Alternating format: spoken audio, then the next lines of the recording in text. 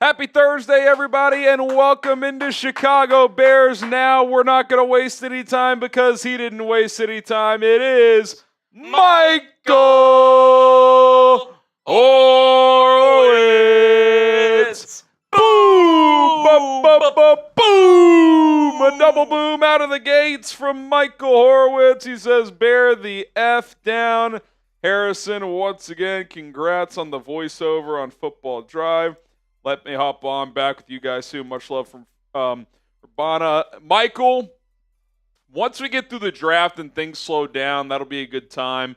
We'll try to get you back on. You've certainly earned that, and appreciate the support as always. Can we get a boom in the chat for Michael Horowitz, an absolute legend, the man, the myth, the legend, and appreciate the shout for 1920 Football Drive. That was pretty cool. I think they've used my a clip from our show a couple of times now, so pretty awesome. Pretty awesome. Is legit. We got another super chat coming in from Adam Downing. He says, hot take, Cole Kmet, 10th to 7th best tight end under Benny J. Yeah, I thought going into last year, he was for sure, like to me, he's a top 10 tight end. Now, coming out of last year, he probably didn't play like one. They certainly didn't use him like one. I still think he can be a top 10 guy. I don't really view him as someone who could be a top 5 guy, but you don't necessarily need that.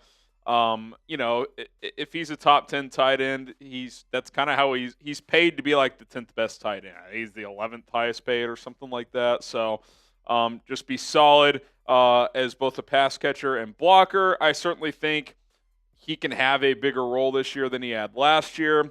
But he's not so established so high in the pecking order that you should pass on a Tyler Warren if you really like him or someone like that. So that's kind of how I feel.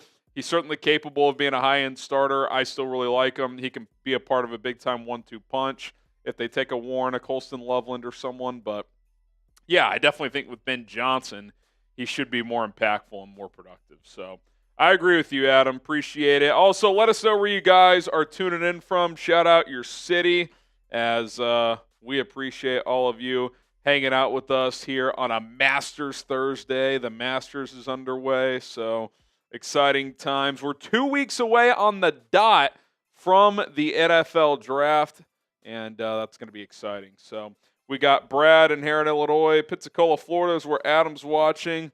LaCour in Horowitzville. We're all in Horowitzville. Yeah, we are. Those are the facts. Dan in DeKalb. We got Lima, Ohio from Malik. Jonesboro, Arkansas from Joe. Prometheus says, Harrison, bear down. What's up, Prometheus?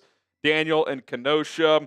We got Jorge in Las Vegas. RJ's Kitchen in Houston. What up, H-Town? We got TJ in Waterman, Illinois. Josh Dobbsville from Dennis. Is Dennis also Sam Loctera somehow? Appreciate everybody tuning in. Clearwater, Florida from Travis. Tommy in North Hollywood. Appreciate that, Kiddis. That was pretty cool. We got Edvis out in New Mexico as well. Bears fans travel, man. Bears fans are everywhere.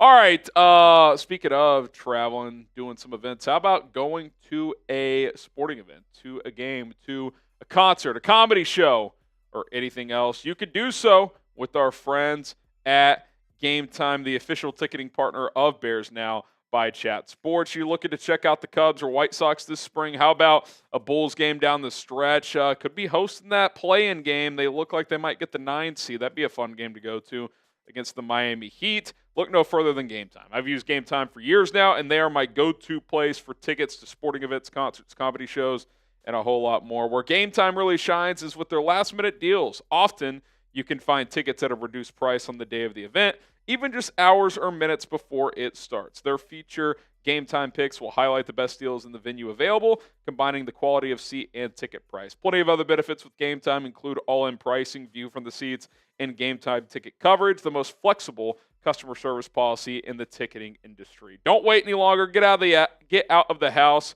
Go to an event and get the best deal available with us with GameTime. Download the GameTime app today. Use code CHATSPORTS, all one word, CHATSPORTS, to get $20 off your first purchase only right now. That is code CHATSPORTS for $20 off Terms apply. Download the GameTime app today. Last-minute tickets, lowest prices, guaranteed.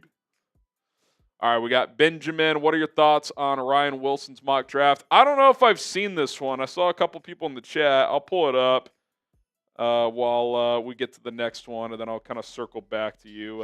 Okay. Benjamin, you want to read this next one for me? Gotcha. Why aren't we talking about Mike Green more at 10?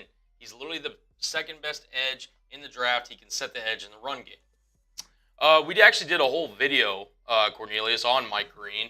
Look, there's the simple fact of the elephant in the room, which is the sexual assault allegations. Obviously, that's got to be something that teams have to feel comfortable with and have to really dive into in terms of if you want to take Mike Green, because the talent is there. No, there's no doubt about it. Harry's made it on record that he thinks he's also the second best edge in the class. And for me personally, like, if you feel like you can trust him with, your 10th overall pick, again, this is the first pick of the Ben Johnson era. You need to have all your T's crossed and your I's dotted if you're going to make that selection, but Green certainly has the talent to warrant that pick. And I'll just defend us here, too. I feel like we've probably talked about him more than other Bears content creators. I'm not going to act like I've pounded the table for him every show. We've certainly talked about Ashton Jeanty, the offensive lineman, Tyler Warren, other guys more, but I don't hear a lot of Mike Green talk among Bears fans. I like him. I think he's really good. He sets the edge, to your point, as a run defender. Despite his size, he plays much bigger than 6'3", 251. He is a very skilled pass rusher, both with power and finesse, and just an arsenal of pass rush moves. I don't think the Khalil Mack comp is that outrageous. Now, when you do have to be careful with comps. Like, I'm not saying he's going to have the career of Khalil Mack. I'm just saying his play style is very similar to Khalil Mack's. Very similar. They've got similar measurables. They're both very polished coming out of college. The only red flag I have is the sexual assault allegations. And if I was running a team and I didn't feel comfortable, there's no way I could take that player, especially in the first round. So if that checks out, I'd take him at 10. He would be in the bunch of players that I would consider taking him there before I would pursue a trade down. He'd probably be the last player in that chunk. Like, I'm probably going to do a video on this like the week of the draft, but like something along the lines of, I want the Bears to draft one of these 6 players, and he'll probably be in that chunk. With the caveat of the off-the-field stuff checking out. So I really like him. Does Dennis Allen, I get he likes bigger guys, longer arms. I get all that, but to me, this guy's the exception, even in a 4-3 scheme. I would much rather take this player than a Shamar Stewart type, who we're going to talk about. Even Mykel Williams, who I like, but I don't like as much as Mike Green. So, yeah, fair enough. Also, speaking of Shamar Stewart, if the Bears draft who, you'll crash out. Fill in the blank for us. I figure that's a good kind of segue there. Yeah, if they take this play, who's going to make you crash out on draft night if they take him? Yeah. For me, it is Shamar Stewart, at least at number 10. If you trade down to the late teens or 20s, I could live with it. I still probably wouldn't love it, but if you're at least adding more solid draft capital, like day 2 capital, like, okay, at that point, I'm okay with the swing. But if they take him at 10, you guys will see a crash out to the level of the Commanders' Hail Mary, I would imagine. Which is hard to kind of even think about because that was an all-timer. So, someone says Banks in the chat. I'd much rather take Banks. Much rather take Banks. And I don't even love him at 10. But compared to Stewart, I would much rather take Banks. Tragic says he's crashing out on Jeanty. See, the difference, though, is, I feel like Genty's pretty bust-proof. Even if he doesn't live up to being a top 10 pick, I feel like at worst going to be at least a solid starter. Stewart could just stink. He could just be bad. That is not out of the realm of possibility. So, I don't think he'll stink, but he's got a lot of developing and polishing to do to be a plus pass rusher. I think if he played in an NFL game tomorrow, he's a backup rotation guy that plays mostly on rundowns. Yep. Now, he's got a lot of tools. I think a player like that in a draft like this is worth taking in the first round, but not at 10. There's a lot better players. Especially if we're buying the messaging coming out of House Hall of like, hey, like this isn't like some all-in year, but they want to win this year. They want to compete. Shamar Stewart is not the player you take at 10 if you're trying to do that. So, yeah. Did you want to re-hit the super chat? You looked at Ryan Wilson's mock. Oh, yeah. So I pulled it up. Yeah, he has the Bears trading up for Abdul Carter at 4.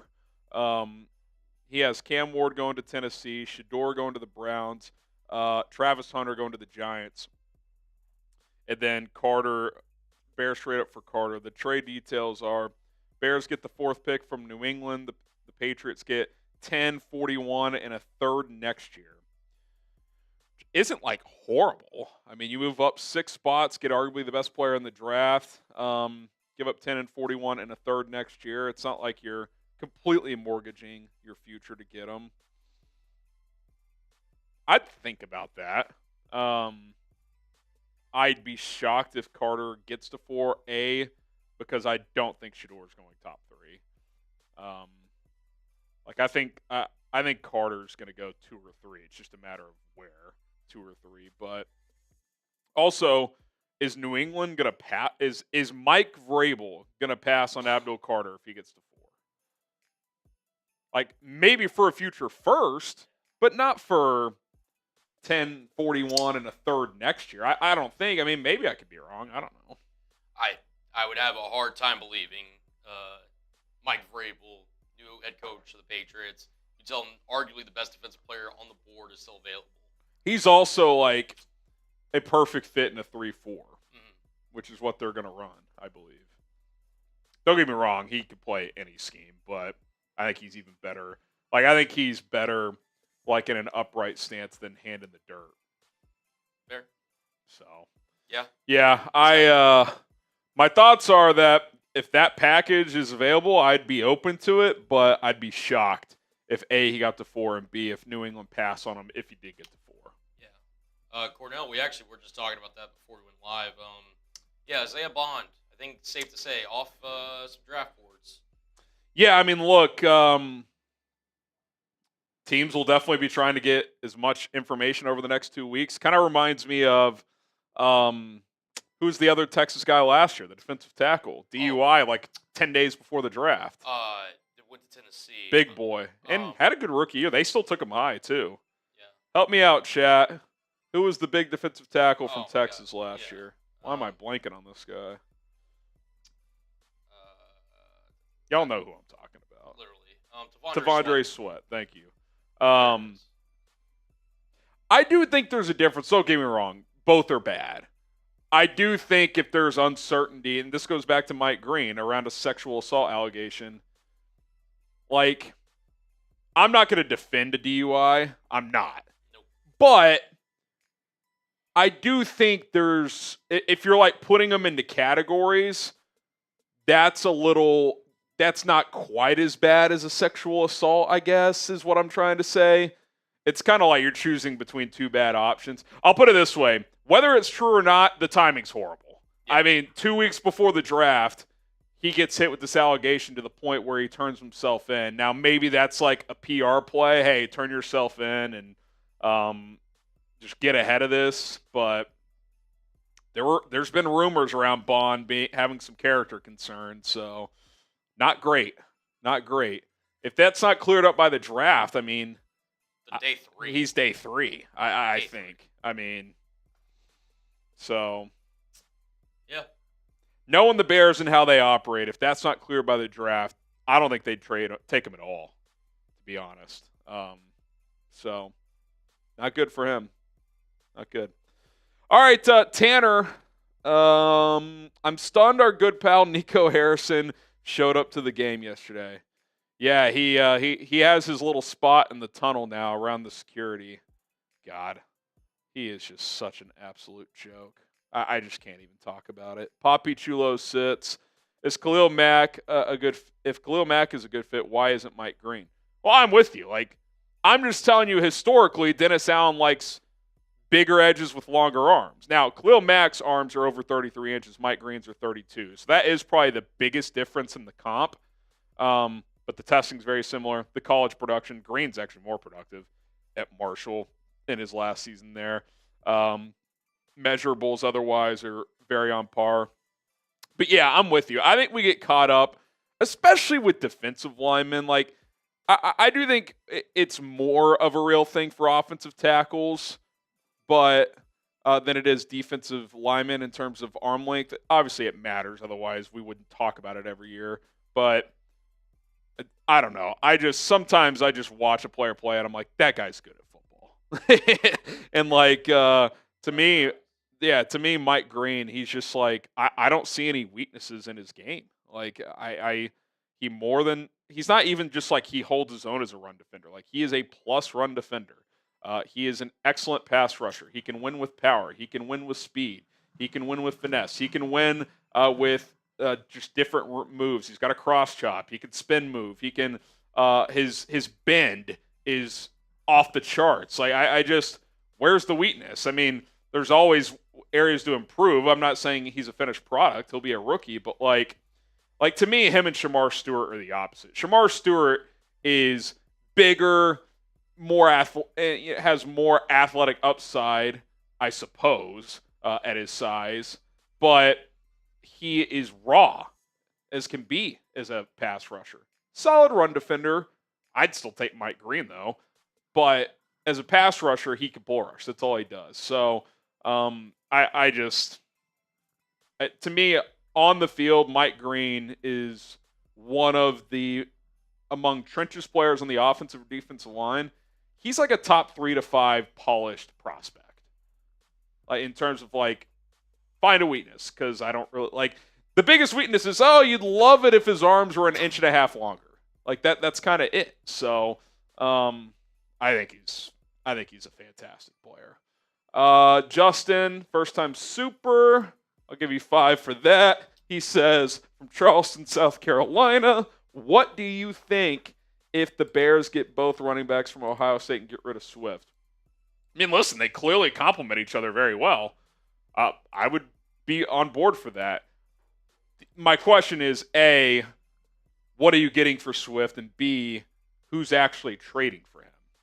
And are you trading him before the draft? Or are you trading him after you draft those 2 guys? Because if you draft those 2 guys and then you shop Swift, he already doesn't have a ton of value. At that point, he has even less because the whole league knows, Swift is the odd man out. Why would I give the Bears anything of note, especially considering he has a somewhat notable contract? So, I mean, I think you're probably just taking anything you can get at that point.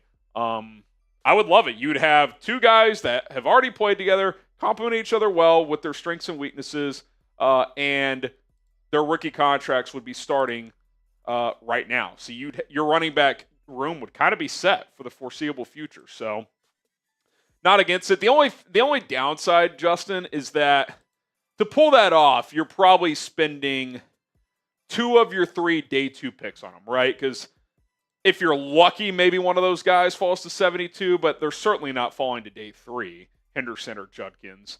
So even if you get like some pick for Swift, at best, it's probably a 5th or a 6th. So you're spending 2 of your top 4 picks on running backs. Do you want to do that? Like, I get it. I'm not completely against it, but you're kind of just you're checking less boxes in terms of, position groups you're trying to add talent to. So I probably would just keep Swift and pair him with somebody, but I don't hate the thought. Like, if you told me, Colin, you have Judkins and Henderson as your running back pairing for the next at least 3 years, then potentially a second contract, probably for just one of those, like, it sounds good, but like, I would probably rather just keep Swift at least for this year, draft like some trenches player with your one of those other day 2 picks that you're not spending on the other running back, and then if you want to cut bait with Swift next year, you could always draft another back next year. It makes number 10, the 10th overall pick, more crucial for what you want to do. Yep. Will Campbell fall that far? Will Tyler Warren be an option? Will Armand Membou, who we'll talk about later in the show, is he going to be somebody like it'll be very interesting if you want to go that route. Again, both talented players. I think, obviously, stylistically, you wouldn't want to have, Travion and DeAndre Swift, like you mentioned. But in terms of talent, I mean, to have those 2 locked up, I mean, they'd be two dynamic playmakers who, like you said, I mean, we've already seen how they work together. So if you were to somehow get both of them, again, it would be a really messy situation in terms of how to get rid of DeAndre Swift, but the talent's there. So I completely agree. And I also just wonder, like, to your point, like, even if you get, like, let's say you get Will Campbell at 10. So your 3 of your first 4 picks are offense at that point. And probably your first 3 picks, because I don't think Judkins or Henderson's getting to 72. Like, to me, if you go this route, it probably means you traded down from 10 and you got an extra day 2 pick. That's kind of where my brain goes. It's like, okay, if you create an extra pick for yourself where you can add a player at a different position, trenches player, safety, linebacker, okay, I could buy into this more. But if not, it's kind of a tougher sell to me because, look, I don't think Swift is perfect, but the guy did have either almost 1,300 all-purpose yards or just over last year. It's not like the guy's a bum. We just need to pair somebody with him. That's all. So that's kind of where I'm at, Justin. Eddie says, at what round would you draft Bond? Before this, I mean, he's like third. He was tweening day 3. Sorry. Yeah. I don't love him. Like, even the player, like, forget the off-the-field questions. Like, to me, I think even 72 is probably a little early for me. Now, if you got, like, a pick in the 90s, like, later third round, like, he's, like, fringe top 100 to me. Some people like him higher. Like, I think Brugler may have him in, like, the 50s or 60s. So he's kind of one of those variance guys for different draft people. I would probably have him between 75 and 100. So, like, that 72 pick would probably be, like, on the early end of his range where I'm comfortable. Just talking about the prospect. I think now with this, if it's unclear, I'm not taking him on day 2. He has Bond as his number 10 wide receiver. Number 10 wide. What is it? What grade does it give him? He gave him a 3rd-round grade. So, okay. Bears early 3rd-round pick. Like, to me, that's like the early part of his range. Like, early 3rd to early 4th is probably where I would give him. Now, with this, and if it's not cleared up, I mean, I don't know if you can take him at all if it's not cleared up. I mean, maybe you'd be willing to take him at 148 and just kind of take a chance. But, yeah, his agent has a lot of work to do over the next 2 weeks. Yeah. I mean, that's working overtime. Yeah, that's long nights for that guy. So, yeah, we'll see how that plays out. All right, we'll bang out a couple more super chats, and then we'll get rolling because we are going to get into a mailbag, so we'll get more questions answered then. Dennis, the draft is deep at all needs for the Bears, O-line, D-line, running back. You could have a good draft with any order. Yeah, I mean, I think the Bears, to Pole's credit, these GM's front offices typically have forward thinking. The positions they need to fill, there's some depth in this draft. Adam, running back. As much as we love Ashton Jeanty, you should be able to get someone on day 2 that can contribute at worst, potentially start as well if you don't go Jeanty round 1. Offensive line, I like Campbell and Membou as potential round 1 or number 10 pick options, but if they're both gone or if you go elsewhere, you should be able to find someone on day 2 that can at least be a quality backup and a potential future starter, or maybe someone who can contribute to compete at left tackle. D-line, both edge and defensive tackle are deep. There's not a ton of special there, but there's a lot of solid. Like, I think you can find guys that can contribute and do certain things well. So I think the Bears have a shot to get 3 to 4 guys in the first couple of days that can contribute right away, and you hope a couple of those really hit and become high-end starters. Yeah, if I were to prioritize one of these, like you said, running back and defensive line / defensive tackle, I feel like it's really deep in this class. Mm-hmm. Maybe prioritizing edge fairly early in offensive line. I think by the end of the 41st pick, so after your first 3 picks, if you can have 2 of those positions be offensive line / edge, I think that's ideal for the Bears. I do think the edge depth falls off quicker than the defensive tackle depth. Like, I think you could still find guys in the 4th, maybe even 5th round at defensive tackle that can at least be rotation guys. Edge, it kind of thins out on day 3. So it'll be interesting to see what they prioritize. Tanner, Benjamin Albright said that the Bears taking Henderson at 10 wouldn't surprise him. I'd crash out personally since he's similar to Swift. I do want to make it clear, like, I mentioned this when I reacted to Kuiper's mock. I feel like I've become the Henderson hater. It's not that. I like a lot of his game. There's just a lot of overlap with Swift. Like, I don't like, if you're looking for a 1-2 punch, I don't like a Henderson-Swift pairing. Now, if you draft Henderson and pivot off of Swift, okay, like I see that more. But yeah, but all that being said, 10 is ridiculous. And I know we said that with Gibbs at the time. Henderson's probably the closest thing to Gibbs in this draft, but I do not think he's Gibbs. I don't think he's quite as electric in the open field. I think Gibbs is actually a better vision player than Henderson. Now, one area Henderson probably is better than Gibbs is he's a hell of a blitz pickup guy. He's really good in pass pro, and that is one area he is by far better than Swift. So again, it's not an anti-Henderson thing. It's more of a him and Swift don't complement each other that well. Like, who's your between the tackles runner with those two? Like, to me, Roschon has to have a role in that scenario, and I guess I'm okay with that, but, like, I don't know. Like, what have we seen from Roschon other than, like, on the goal line, he can get 1 yard and plunge into the end zone? Not much. So, yeah, if they take him at 10, that would be a crash out spot. If they take him on day 2, that's not crash out range for me. I would just love to hear like their thoughts on how he pairs with Swift, because I personally, in my opinion, don't love the fit. But who knows? If they feel like he's their Jahmyr Gibbs, then maybe they would consider it, even if it means having kind of an awkward pairing for one season. Prometheus, Desmond Watson on a flyer. I don't know if he's actually draftable, to be honest. I do think he's a guy you bring in as a UDFA. Some team will. This sounds crazy. The answer should be you should easily be able to do this. Can you get him down to like 400? He weighed in at 464 at the pro day. And look, at that size, he's pretty damn athletic. But like, can he play more than like 8 snaps at that weight in a game? Like, I don't. And even at that weight, like in college, that size is overwhelming. And like when you're playing average college football programs, a guy like that can have a role. But in the NFL, you're just not, like, guys are just going to move around him. Like, there might be like a play here and there where he can make an impact, but you got to be able to move a little bit and be able to play at least 2 snaps in a row before you got to come off the field. So I don't know. Let me pull up. Do you have the Beast pulled up? I do, yeah. Can you control F at defensive tackle? Is he on his guide at all? I would imagine as a free agent he's on there. I can't imagine he's got a draftable grade. Oh, he's 53rd. He's a free agent.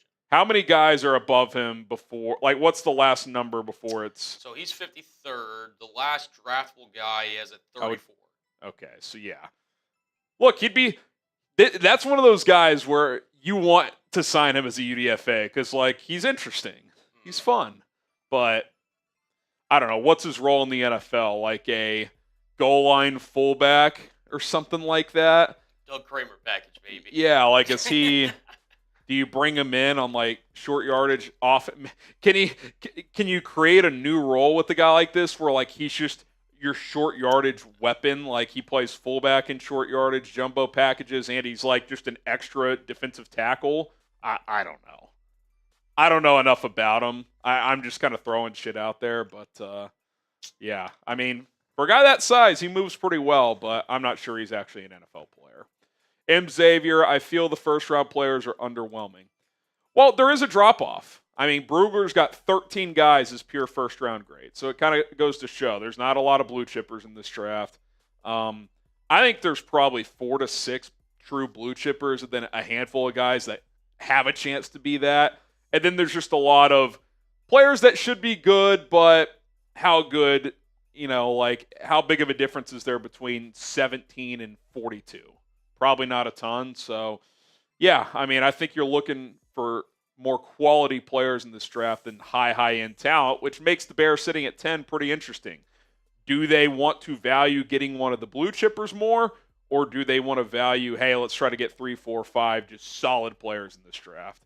It'll be interesting to see how that plays out. Dennis, after this one, we'll jump into the show. In the military, I do funerals for vets. First of all, thank you for your service, Dennis. Didn't know. Shout out to you. Gravedigger I met at the cemetery is a part-time bouncer. What a combo job there. Little Gravedigger, part-time bouncer. Love that. Took Caleb Johnson's fake ID picture. That is Electric Factory. Does he rise up your draft board more? Yeah, do I like him more or less knowing he had a fake ID? I think I like him more. A little edginess as a runner, perhaps. A little bit.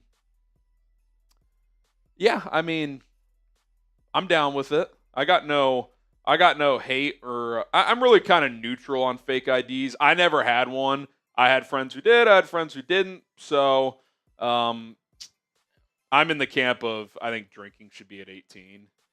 You're able to fight for war. You should be able to drink. Yeah, that's how it was when our parents were growing up. But thank you for your service, though, Dennis. Thank you, Dennis. And that's electric. Shout out Caleb Johnson.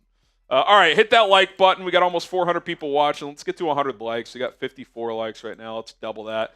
Appreciate that. Support the show if you love this team, love this channel. Here's what we got coming up. The latest draft rumors, a few stories out there, Bears related that I want to dive into. I give kind of just my thoughts on the Beast. We're going to go through some of Dane Brugler's position group rankings, and I've got some takes, some thoughts in response to it. Hashtag Bears Super Chat. Keep firing in the chat with your questions as we'll continue to answer them. Zachary, I see your Super Chat. We'll flash that on screen after this first segment. Free agency, draft, trade questions, whatever it is, fire away. And then I got my 13th mock draft coming up. We're getting closer and closer. Busy show ahead. Appreciate you rocking with us here on Chicago Bears Now.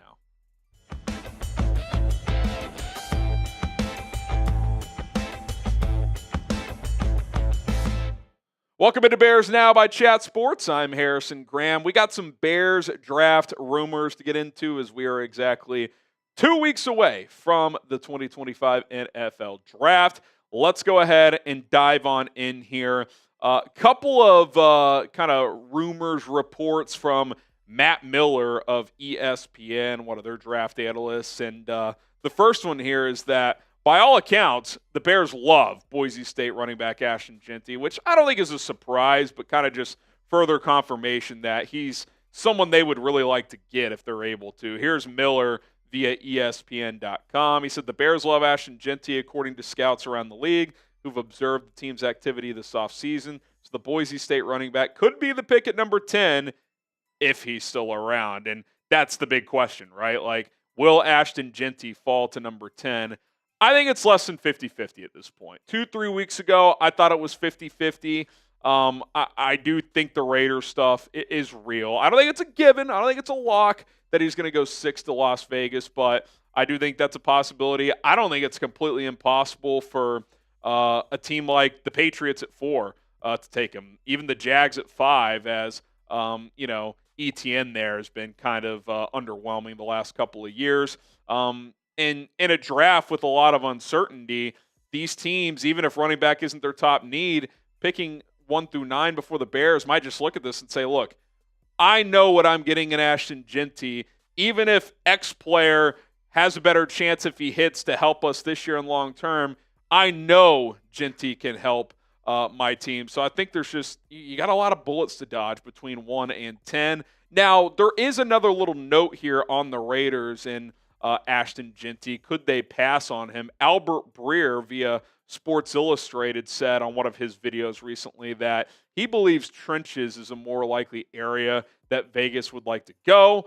He said, quote, my feeling is that if someone like Mason Graham, Will Campbell, or Jalen Walker, who our Raiders Report host Mitchell Renz has mentioned for the Raiders as well, I think where they are right now, they build up the line of scrimmage. Now, I will say this.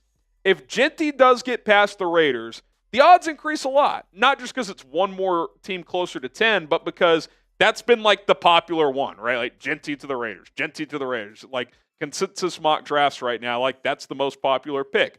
But when you look at the draft order, are the Jets going to take him? There was that report out of New York that maybe they would consider taking him and then trading Breece Hall. Okay, I guess there's a chance, but I think that's pretty unlikely, although they really want to lean into Justin Fields, they could do that.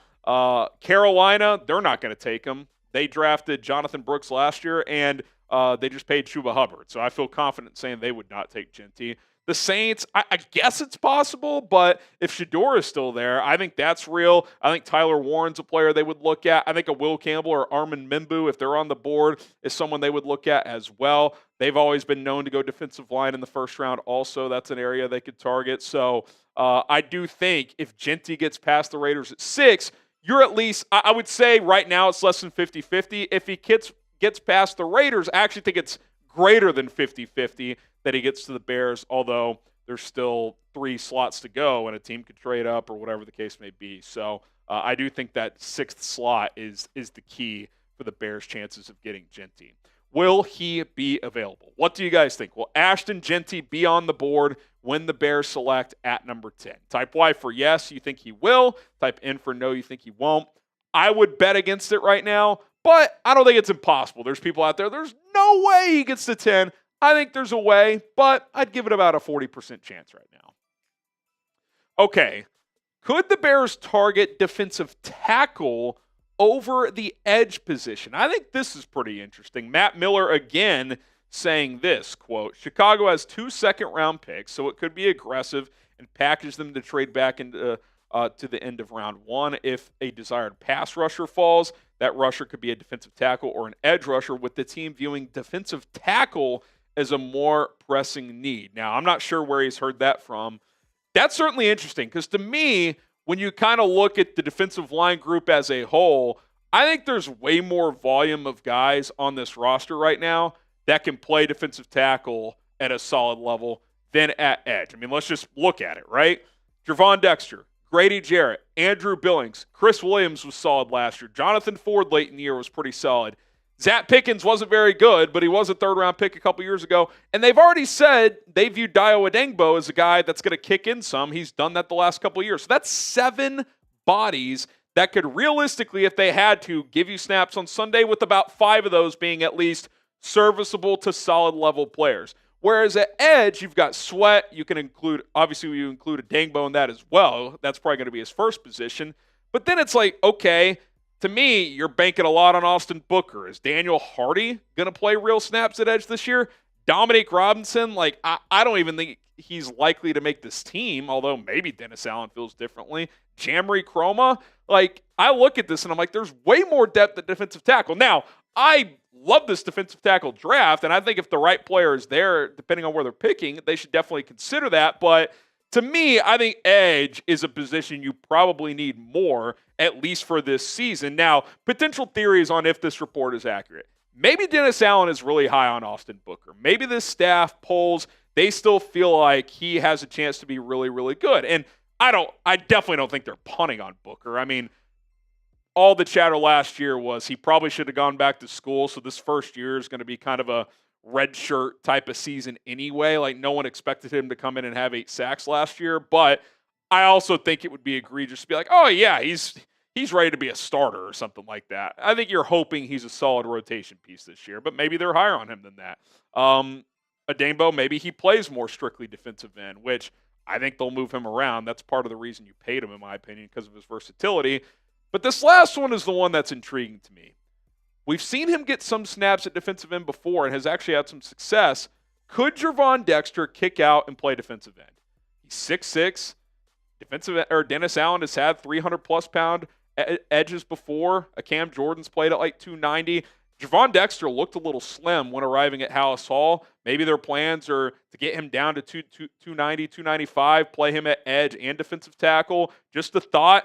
If this report is true that they view defensive tackle as a bigger need, even though they threw Grady Jarrett some money, I wonder what that means for a guy like Gervon Dexter. Are they moving him to the edge? I certainly wouldn't rule it out because I don't know what else to point to because you just have more bodies on the interior than you do at edge. What do you guys think the bigger need is on the defensive line? I do think it's edge. I don't think there's some huge gap between the two. You just need more quality defensive linemen. But if you're asking me right now, which position group do I feel better about, edge or defensive tackle? I would say defensive tackle. You just have more options there overall on this defense. Okay, more draft buzz to dive into. A lot to talk about here on a Thursday. Game Time. The proud ticketing sponsor of Chicago Bears Now is Game Time. Appreciate them for sponsoring Bears Now by Chat Sports, the official ticketing partner of this channel. Are you looking to go to a Cubs White Sox game this spring on into the summer? Love getting out to the ballpark and checking out the boys and hopefully bringing home a dub. Maybe Bulls, Blackhawks game down the stretch. Look no further than GameTime. I've used GameTime for years now, and they are my go-to place for tickets to sporting events, concerts, comedy shows, and a whole lot more. Where GameTime really shines is with their last-minute deals. Often you can find tickets at a reduced price on the day of the event, even just hours or minutes before it starts.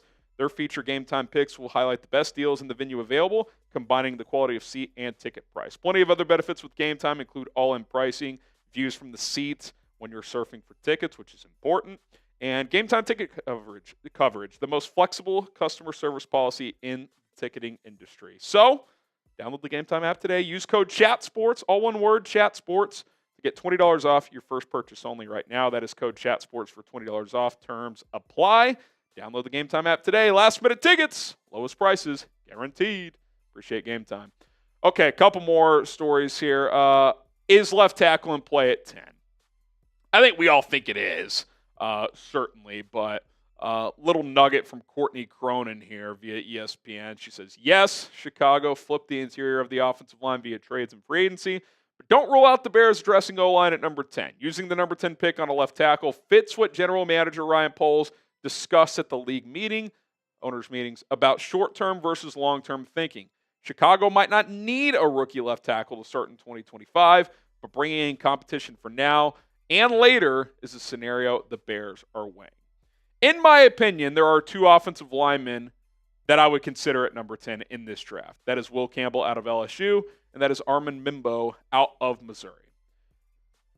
And I think Campbell, obviously a 3-year starter at left tackle. Membou has played right tackle and a little bit of guard, but I think he's got the chops and enough of the traits to play left tackle. There's differing opinions there, though, including one we'll get to in a second. If both are gone, to me, you're reaching if you take really any other offensive lineman in this draft, but a left tackle. Josh Simmons pre-injury, I think, would be in this mix, but I think there's too many questions there. For number 10, I like Josh Connerly a lot. He kind of reminds me of Darnell Wright in the sense that he's been rising throughout the draft process. Like at the end of the college football season, probably like an early second-round pick, had a good Senior Bowl. Like I think he'll go round 1, but I think 10's a little early. Is anyone else in that range for left tackle? Not at 10. I just don't think so. I think you go a different position in that scenario. I think you've done enough, which is why what they did in free agency was so important, to not force the issue at number 10 on the offensive line. But if they want to take Will Campbell, if he's there, if they want to take Armand Membou, certainly would be fine with that. But you get to a third offensive lineman at 10, I don't like the options that early. Okay, one more story we'll get to in a second around Armand Membou, but draft rumors are heating up, man. Every single day there's new nuggets out there. We're covering it here on Chicago Bears Now. Stay locked in. Hit that subscribe button and turn on notifications and select all on those notifications so you don't miss out.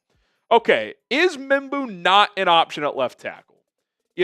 That's been a debate with Will Campbell. There's been a little bit of that with Membou as well, who has longer arms and is longer than Campbell, but he's 6'4"-ish. Campbell is closer to 6'6", which you prefer with your tackles, but he's got longer arms. I think he can do it.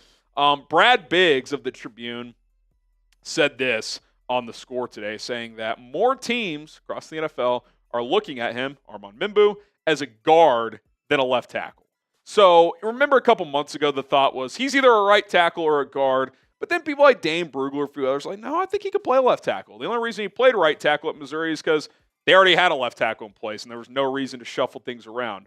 But I do think, like Will Campbell, like Kelvin Banks, there's going to be differing opinions across the league around these guys. Are they a left tackle? Are they a guard? Are they right tackle only? I think you're going to see different kind of reports from different teams leak out about that, and I think you're already seeing that. If the Bears don't view Membou as a legitimate left tackle option, which quite frankly I think is true with Campbell as well, I just don't think you can take that player at 10. Like, if he's so far and away the best player available on your board, I'm not going to argue against it. But again, and we talked about this with Campbell about a week ago. If you don't think he can play left tackle, even if he is your best player available, which I am an advocate for, where does he play? Unless you're flipping Darnell Wright to left tackle and you think you can play right tackle, the player you draft, okay, fine, but that's a risk. And also, when's he getting on the field? Is Joe Thuney a one-and-done guy? To me, he's your best offensive lineman. I would like to have him more than a year unless he falls off a cliff this year. Sure, Jonah Jackson has had some injury issues the last couple of years, but you already gave him a one-year extension. Like, he's locked in beyond this year. So when is Membou getting on the field? When is Campbell getting on the field? If they aren't left tackle, at least potential options for the Bears, it's kind of a tough sell to me to take that player at number 10. With all that being said, Braxton Jones, Karan Amagaji in the mix, obviously. Who will start at left tackle for the Bears in week 1? I think the betting favorite would be Jones, even though he's coming off an injury. I would say, if you went straight betting odds, Braxton Jones, some player not on the roster yet, Karan Amagaji. That would be my guess, but if you have a thought, let us know. And then this came in just a little bit before the show that Shamar Stewart is going to visit with the Bears probably early next week, I would guess, based on this report. You guys know how I feel. I'm not a Shamar Stewart guy. At 10, you want to, I don't know, if some team like Pittsburgh trades up, they need to take a quarterback at 10 or something like that, and you fall all the way back to 21, get a lot of future capital, and you want to take him at 21, have at it.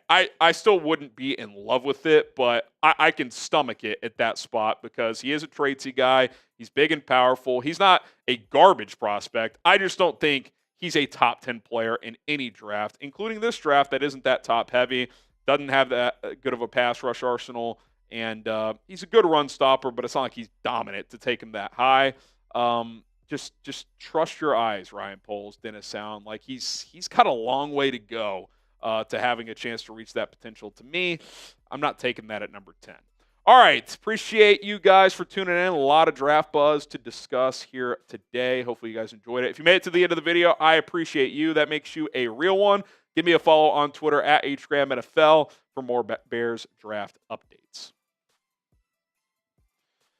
Okay, who will start at left tackle in week 1? Get some shout-outs rolling in here. Bears fans says Braxton Jones. Cornelius says Kelvin Banks is trash. I don't think he's trash. I just don't think he's someone I would take at 10. Forgot to mention him in that discussion, but I wouldn't include him at 10 anyway. Lacora thinks Will Campbell. I will say, if they take Campbell at 10, I think he's your week 1 left tackle. I mean, I don't think they're just giving him the job, but, like, I think he would take that job. Very intelligent player. Nate Tice, who maybe you guys have heard of, I've heard him say this on multiple different podcasts, that he was setting protections for LSU last year as a left tackle. That's pretty it's pretty unheard of. So I think he would be your left tackle. Obviously the measurables are always going to be a talking point around him, but I think if he fell to 10, I think he'd be the guy. Okay, Zachary, thoughts on pairing Devin Neal with DeAndre Swift? I like that pairing. Neal's about 215. He's not super explosive. Like, I think Judkins is more explosive while also providing some thump, but very patient runner, lets his blocks develop, much better vision guy than Swift, a guy who can play between the tackles. But I think he gives you enough juice that he can run on the perimeter as well. I think he honestly was underutilized as a pass catcher at Kansas. I think Neal can be a starter in the NFL. I'm in the Devin Neal camp. Like, there's some guys who think he's just purely a rotation guy. I think he could be a solid starter. So I like him in the 3rd round. Certainly love him on day 3 if he falls there. So, yeah, I mean, I would like that pairing. Like, if you told me today Neal's the pick at 72 and your plan is Swift and Neal as your RB pairing this year, I'd be cool with that. So, yeah, no, I agree. I think he's a really good running back. He, to me, is kind of in that Damien Martinez kind of similar ilk. Yeah, similar range, too, I think. I think they're both 3rd. Yeah. If you're lucky, 4th round. I will say, I think Neal might be the more complete back out of him, Martinez. I think he's a better pass catcher. Yeah. I think he's a little bit better of a vision runner, too. I mean, Martinez is bigger and probably gives you more thump. than Neal does. Neal's like 215. I think Martinez is like close to 230. So I like them both, though. I mean, I think both step in right away and give you production. So Blaze, hey Harrison, my boss is a big Lions fan. Boo! Can you tell Tim that they suck? Love the show. Been watching you guys since we're less than 5K subs. Blaze, that is a long time, my brother. Appreciate you and all the real ones who have been here either for 5 years or for 5 minutes. Tim, the Lions suck. Although I am jealous of the last couple years. I think it could be a fun rivalry moving forward with the Johnson angle. So there you go, Blaze, and hopefully this doesn't get you fired. Eddie Padilla. Travis Hunter falls to 10. You draft him. He says he's not the best receiver corner in the draft. That's Johnson and McMillan.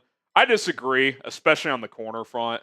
I think he's better than Johnson. Johnson's also had some injuries. I like Johnson, but I like Hunter better. I think Hunter-McMillan receiver debate, I could engage in that debate more, but I do think Hunter's a better corner than Will Johnson. He says, I think if he's there, we should take him. He'd be good with Ben and Dennis.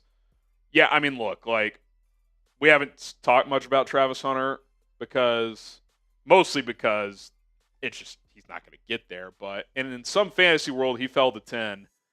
He does fit the category of, like, you just take him and figure it out. Mm-hmm. Like, if that means you're trading Tyreek Stevenson, if that means, you know, he's your slot receiver this year, and, you know, he's like your dime package corner, like, he's that fucking good. So, yeah, if he's there, you're not going to trade up for him because it's just not a need, and you'd have to, at minimum, go to 3 or 4, and it sounds like Cleveland at 2 is the favorite right now. But yeah, sure, if he falls to 10, I mean, sprint to the podium. He's a I know we throw out that word. I think in this draft, he's a generational prospect. Him and Abdul Carter. Yeah, those are the two. Those are the two where in whatever scenario, if they fall to 10, you obviously would draft them. Alex, Kelvin Banks or trade down a bit for Connerly. See, to me, I still think Banks is in the trade down. Like, I think 10's too early. Now, it's not going to be crash out Shamar Stewart early, but I think he's, mid to late first round. Yeah. Getting to like. I think he's closer to Connerly than he is to Campbell and Membou. Ooh, okay. In my opinion. No, I think that says a lot of what you think about Connerly, because to me, Connerly is kind of like, he is rising up draft boards, but I've always kind of looked at him as like a tweener first, second round guy. If he falls to 39, I think it's great value. Yes. I think what helps Connerly in this draft and why I'm a little higher on him is there's not a lot of guys that are just like, oh, he's a left tackle. Right. Like Campbell, it's like, yeah, I think he's a left tackle, but the arms are short. Member, like, well, I think he can do it, but he's played a right tackle. Banks, it's like, probably, but I might like him better at guard. Like Connerly, you look at him like, that's a tackle. Yep. And so I think that's what he has going for him is that, yeah, I'm a pure tackle. Come get me. There's not a lot of those in here. Like even Josh Simmons, he's coming off a major injury. So I think that's why Connerly, to me, is someone that I'll put it this way. I think he is a player that could go much higher than people think because of that.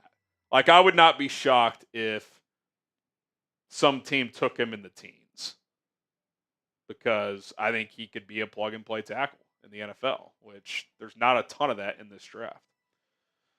Alex, again, I really want one of the Ohio State backs. It'll be Judkins. I like Judkins more, especially if you're pairing him with Swift, but both are talented. Agree. Johnson and Poles were at the Ohio State Pro Day, looking at them and about 10 other dudes. So yeah, I'm with you. They're fun. Shador Sanders, Steelers buzz. Yeah. Oh, Terrace Marshall to the Eagles. Yeah. Electric. Oh, that happened. Oh, we have a statement from Isaiah Bond. He says, quote, regarding the accusation made against me, I would appreciate the time and opportunity to defend myself, prove the claims made patently false. I'm in full cooperation with authorities, yada, yada, yada. Unfortunately, claims like these prove to be harmful to all involved. Absent full review, I kindly request that all judgment that all reserve judgment until the authorities provide a complete report based on truth and evidence. I think what's tough there is, again, the time. Like, is this going to get cleared up in 2 weeks? If it's a false accusation, I certainly hope so for his sake, because that would not be cool. No, but teams aren't just going to assume that's a nothing burger. I can promise you that. Okay, let's talk a little bit about the beast, Dane Brugler, which I think is by far the most comprehensive draft guide that's out there.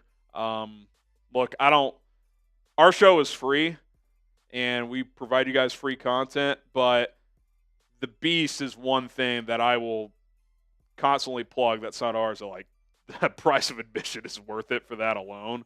Then you get all the athletic coverage as well. But yeah, he does a hell of a job. So we'll react a little bit to that, kind of give you some Bears spin on it, and then we'll keep the ball rolling. Get those questions in. Mailbag coming up in 15 minutes. Hashtag Bears or Super Chat. We'll dive into your questions then. Coming up here on Chicago Bears Now, Dane Brugler dropped the beast this week, which is his NFL draft guide from The Athletic. Does a great job. We're going to kind of take a look at his top 50 prospects and then top 10 players at most positions and give a little Bear spin on it. And, I'll give my take on a couple of his thoughts that are out there. So stay tuned. Go check out the beast if you haven't already. And if you're excited for the NFL draft, we're almost there. Hit that thumbs up icon and like this video if you are fired up, because there's nothing like the draft, man. I think it's the best event in all of sports that isn't the actual games. I really do. So like the video if you're fired up, and let's dive in.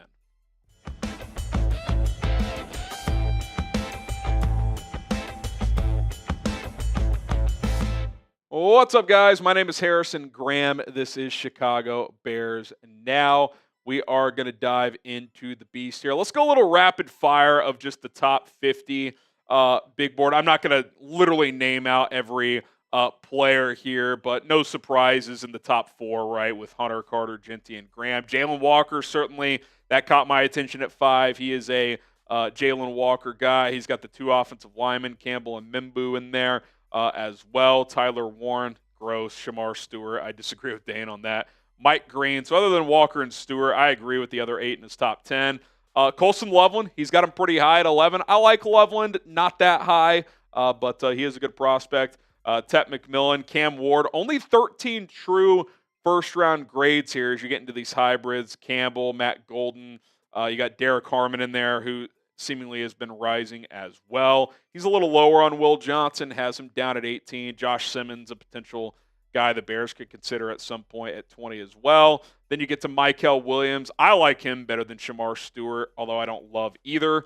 Connerly at 23 is a player I really like. I wonder if the Bears would consider trading back into round 1 to get a player like that. He's Team Tyler Booker, highest rated guard on his board. Kelvin Banks, he puts him in the guard category. Certainly interesting. Couple of receivers there in Burden, Igbuka. He's got Hampton there inside his top 30. He's a little lower on Barron than some other people are. Same with Walter Nolan. He's got him a little bit lower. I don't know if he factors in the character question marks into that ranking or not. Gray Zabel in there. He's got Shedeur Sanders at 34, fringe round 1, round 2 prospect in his eyes.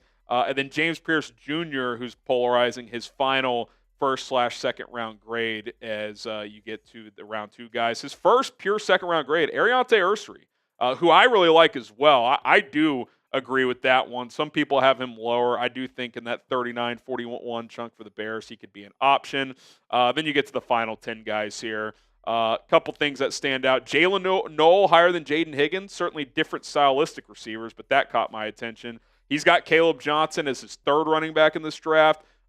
He's got Travion Henderson ahead of Quinshon Judkins, who is not in his top 50.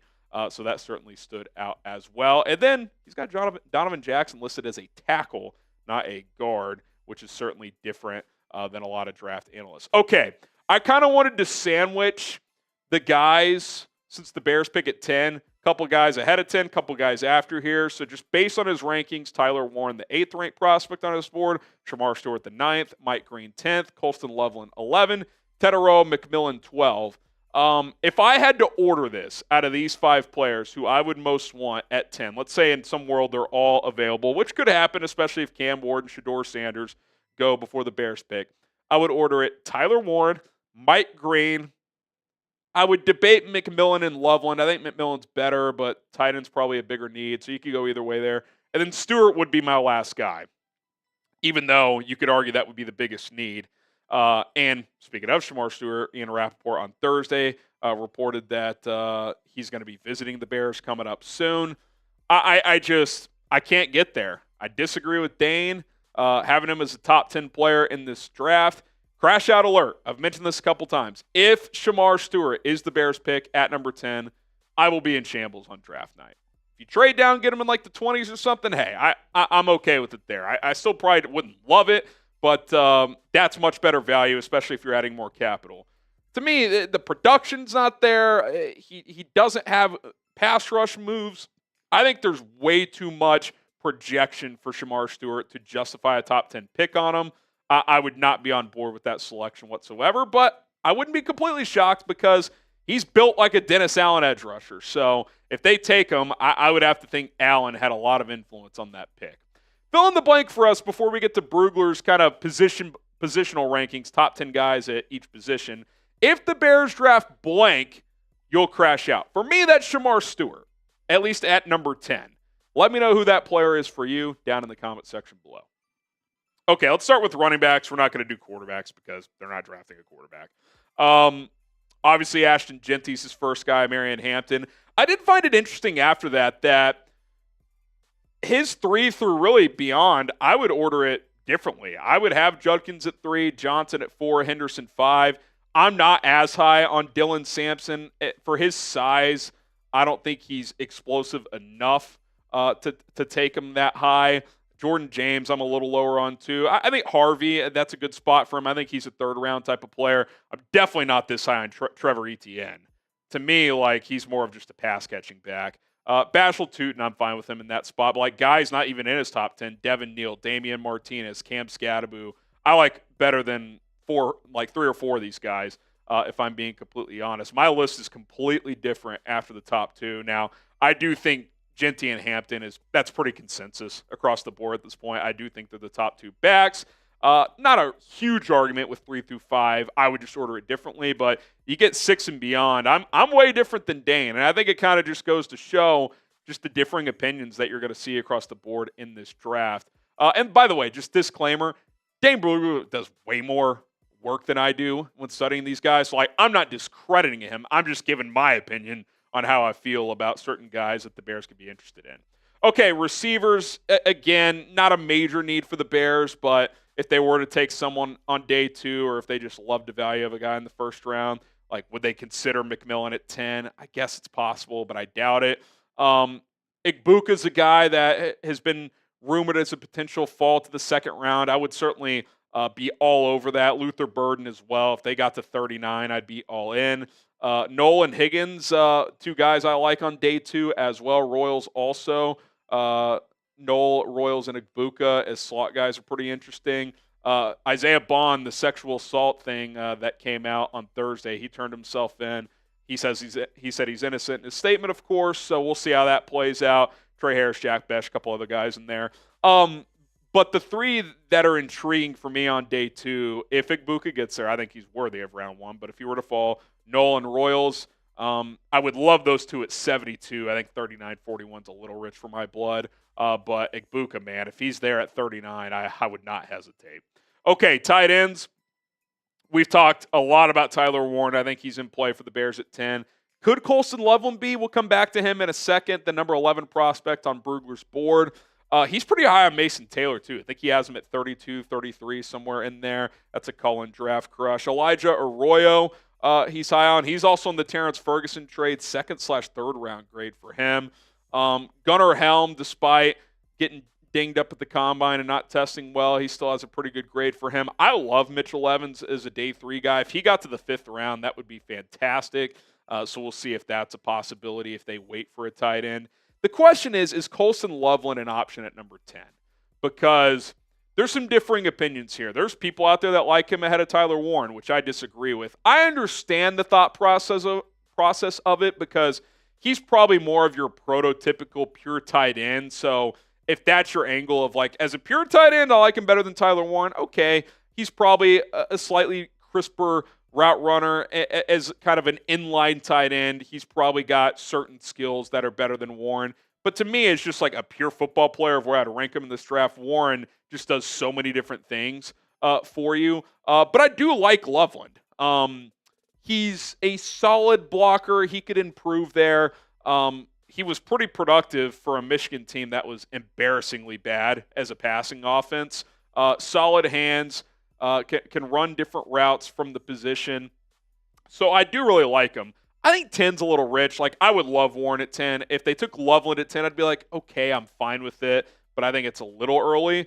But at the same time, if he's a player the Bears like and the board isn't great when they pick at 10, well, you may have to take him there because the Colts at 14 would probably just take him. So unless you have a trade to just go down a couple spots, if he's your guy, you'd have to consider it there. I'm just curious what Bears fans think. Who do you like better? Like, who would you rather pick for this team? Type TW for Tyler Warren, CL for Colston Loveland.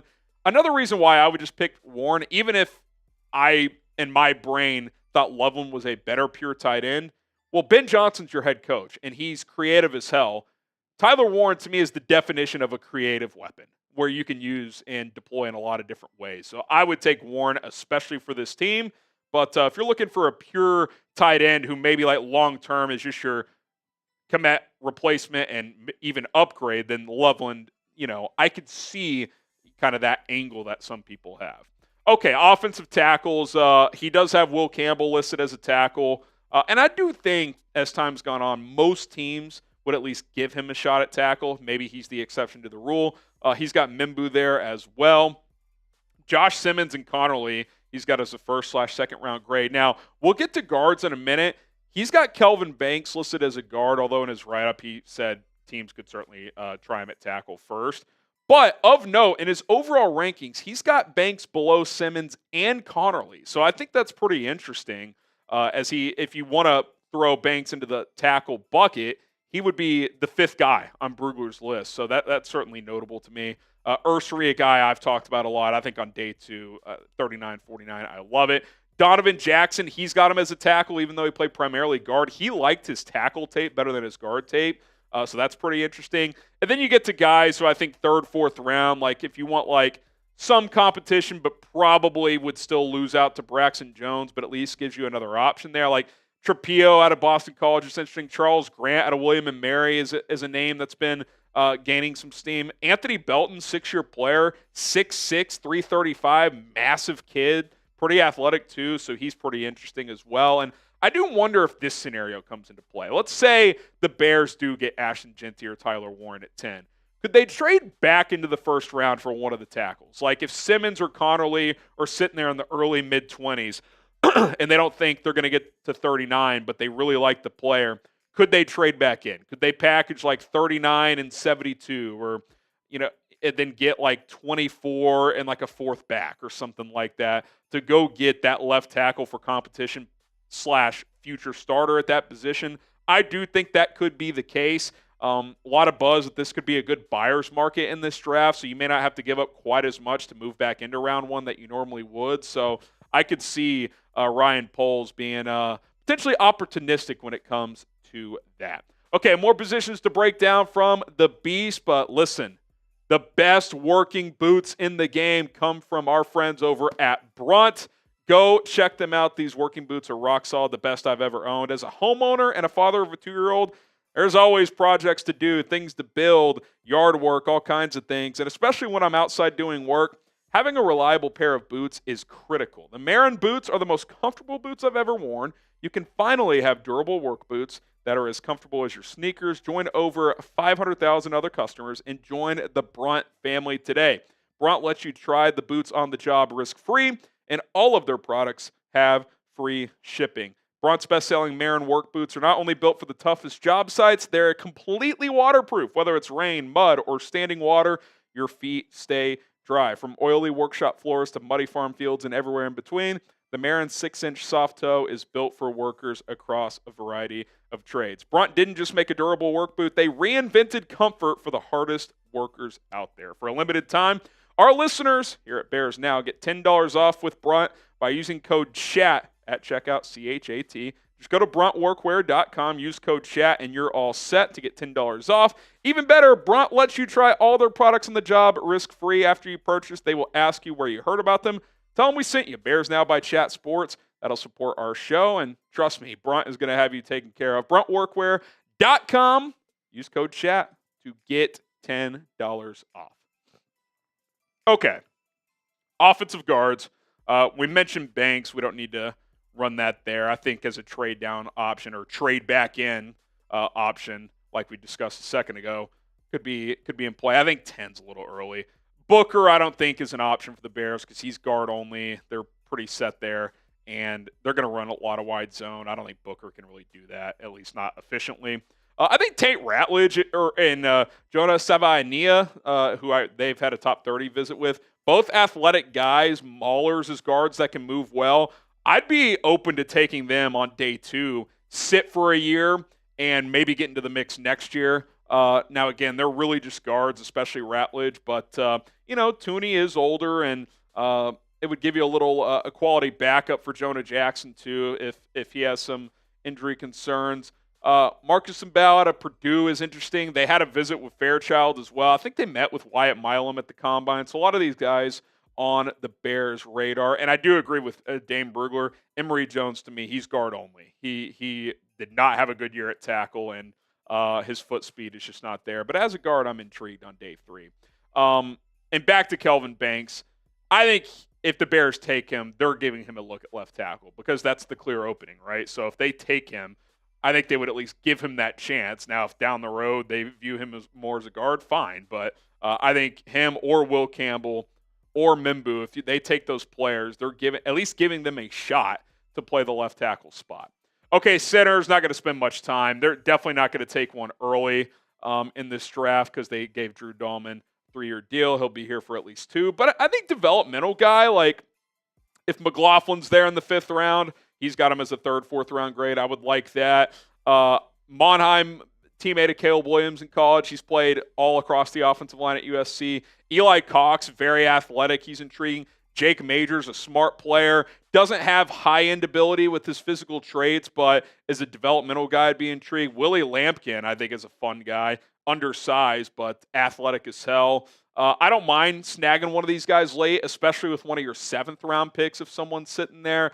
5th round, McLaughlin maybe, but the other guys I would wait. But if they want to add a developmental guy, I'm not opposed. Really probably just comes down to how do they feel about the guys behind Drew Dahlman right now. Okay, let's go defense now. Brugler's top edges, obviously Carter. I mean, you're not going to get him.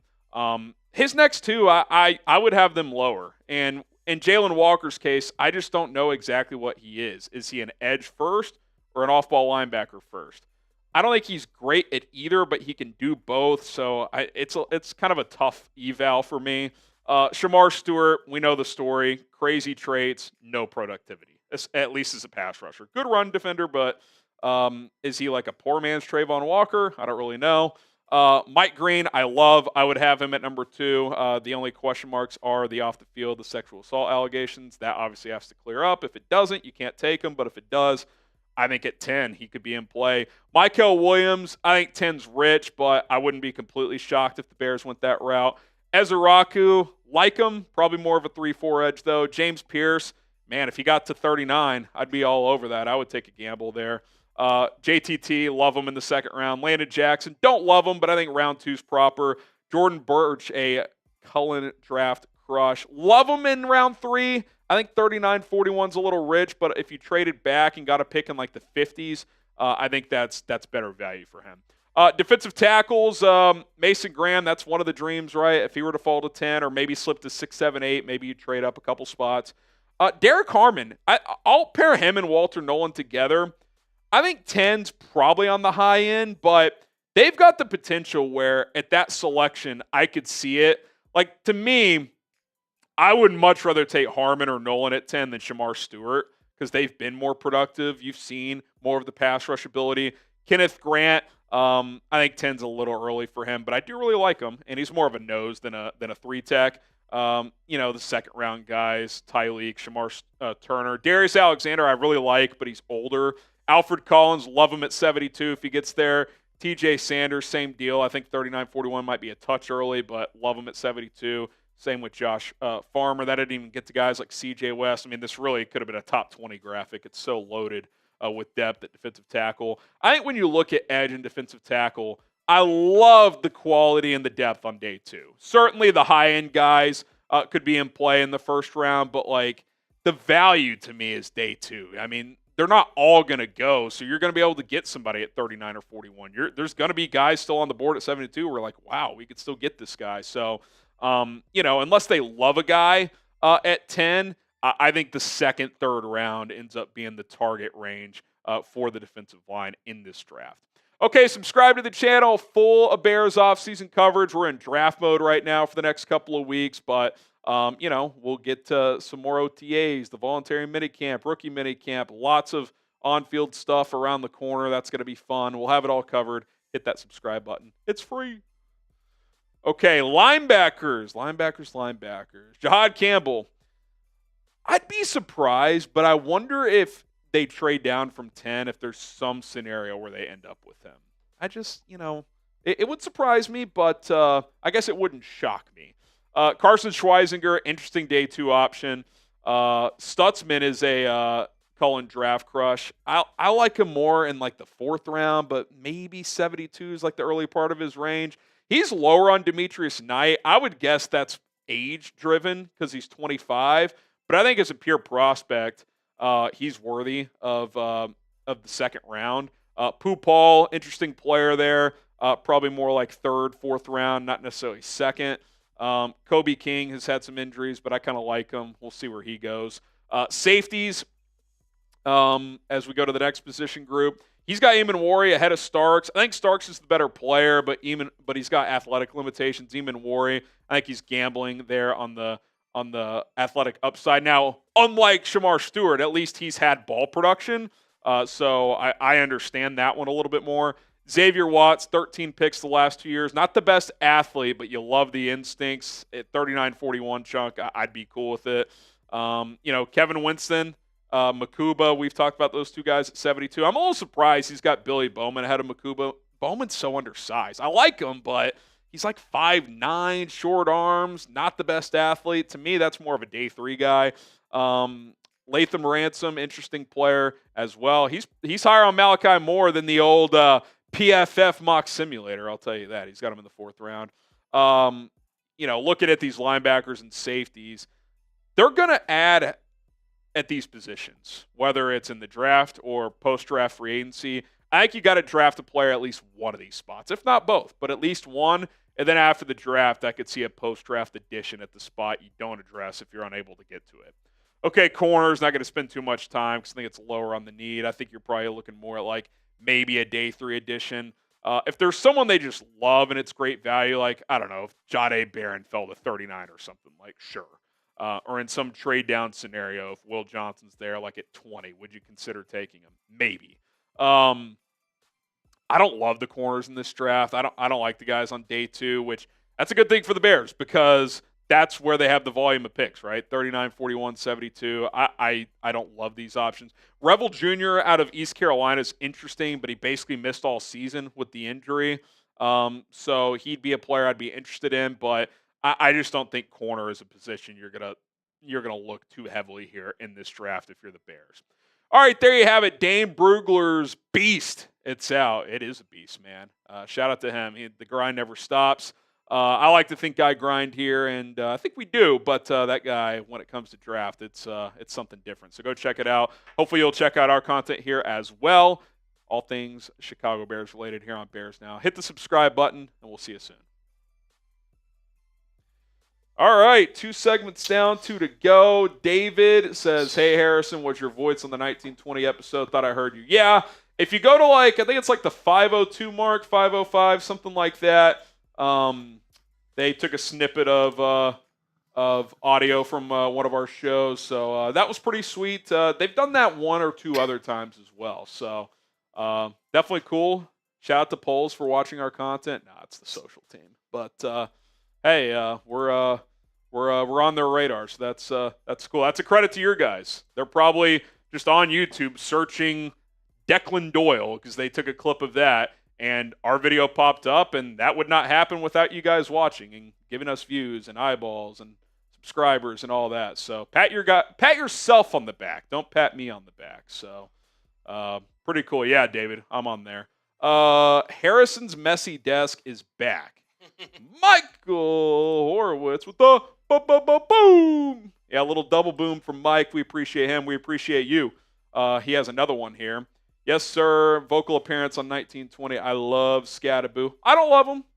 I'm okay with him in the third round. Don't love him, but I do love the way he plays and his mindset. Just like I'm gonna run through you, not around you.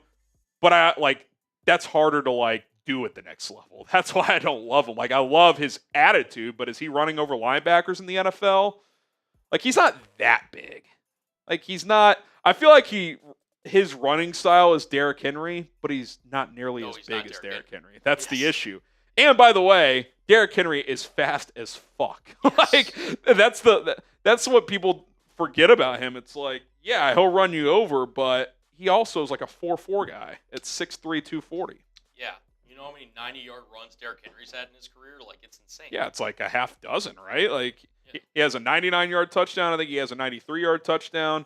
I mean, because those strides, man, when he gets in space, it's almost like Usain Bolt. It's just his strides are 3 yards. It's crazy to watch. What's the super fast train or whatever in a bullet train? He's literally like a bullet train down the tracks. Yep. There we go. Once he accelerates, it's it's over. Good luck, man.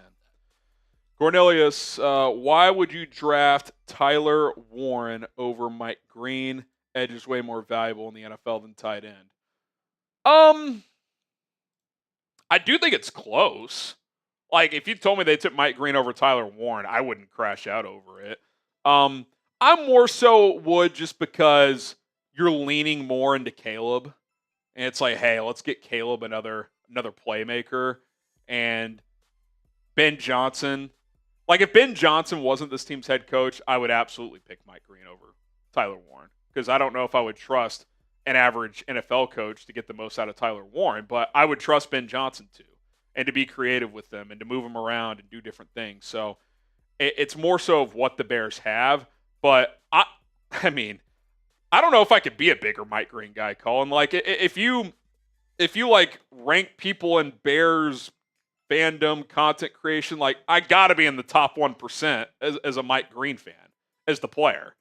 The other reason, Cornelius, is I just don't know the off the field, how serious it is.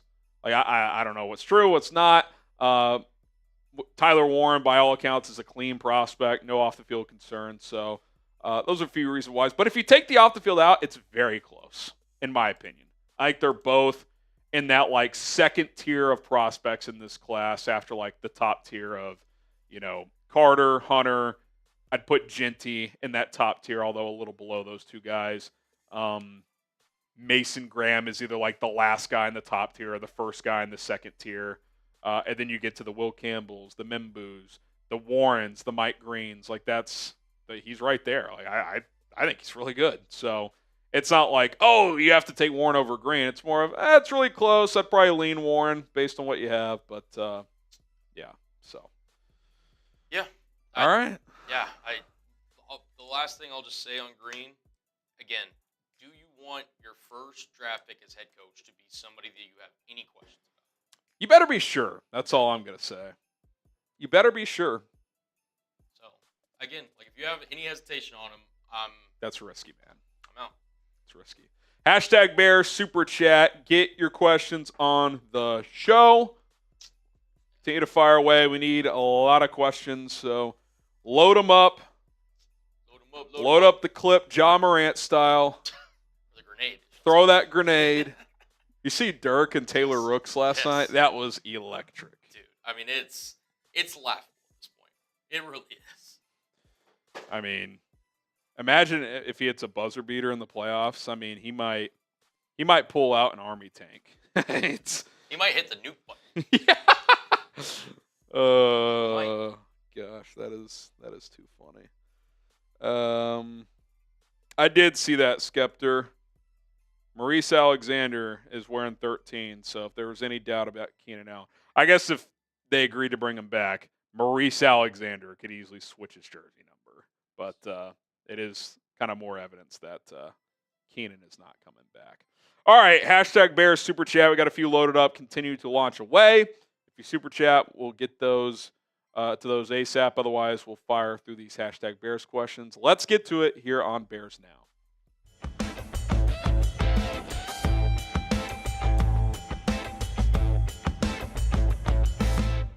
I'm Harrison Graham. It's time for a Bears Now mailbag. Mega Bears 07 asks, did you see TJ Watt's post? Any chance the Bears would try to trade for him? I did, and I did load up a few TJ Watt kind of graphics here in case this got brought up. And if you missed it, he posted this on his IG story, kind of like throwing up the deuces, we'll see ya.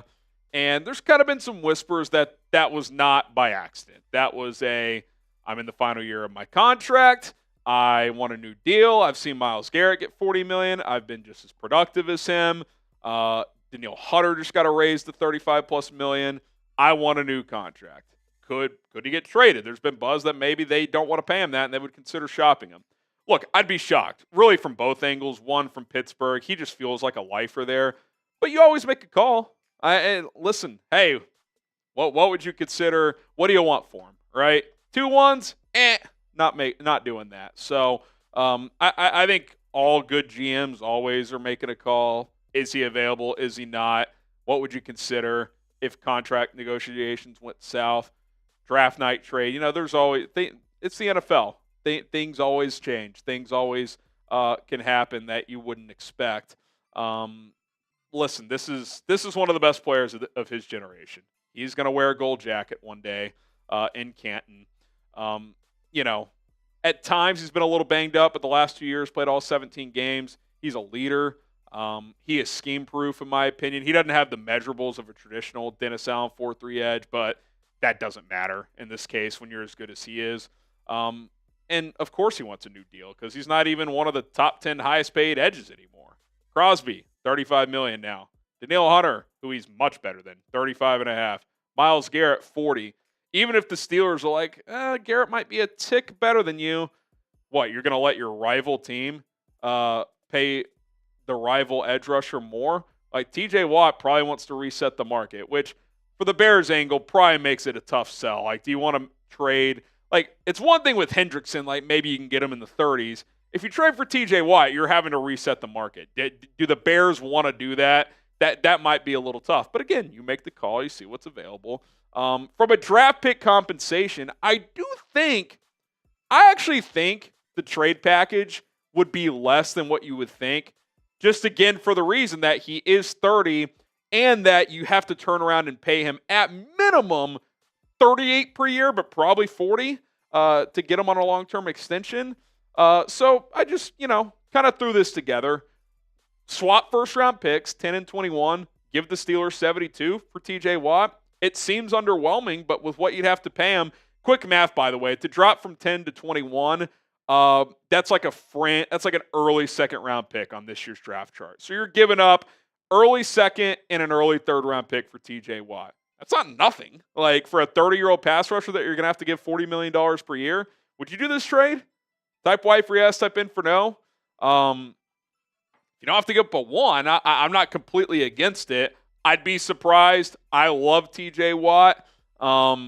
But I think in the end, Pittsburgh works something out here. But, man, you feel a lot better about your defensive line if you add him to this unit. There's no question about that. DC Viper, do you think Ben Johnson is a front runner for Coach of the Year? What are your top 5 coaches for this season? Well, that's kind of 2 different questions. I do think he'll be in the mix because, like, hot name, trendy team that's always in the headlines like the Bears makes sense. Like, if they make the playoffs, he'll be in the mix to win it. Top 5 coaches for this season, I can't put Ben in there. He's never been a head coach. So, like, I'll just go with who I think the best 5 coaches are. Andy Reid is still number 1. I'd go McVay 2. Shanahan had a bad year last year, but he'd be somewhere in the top 5.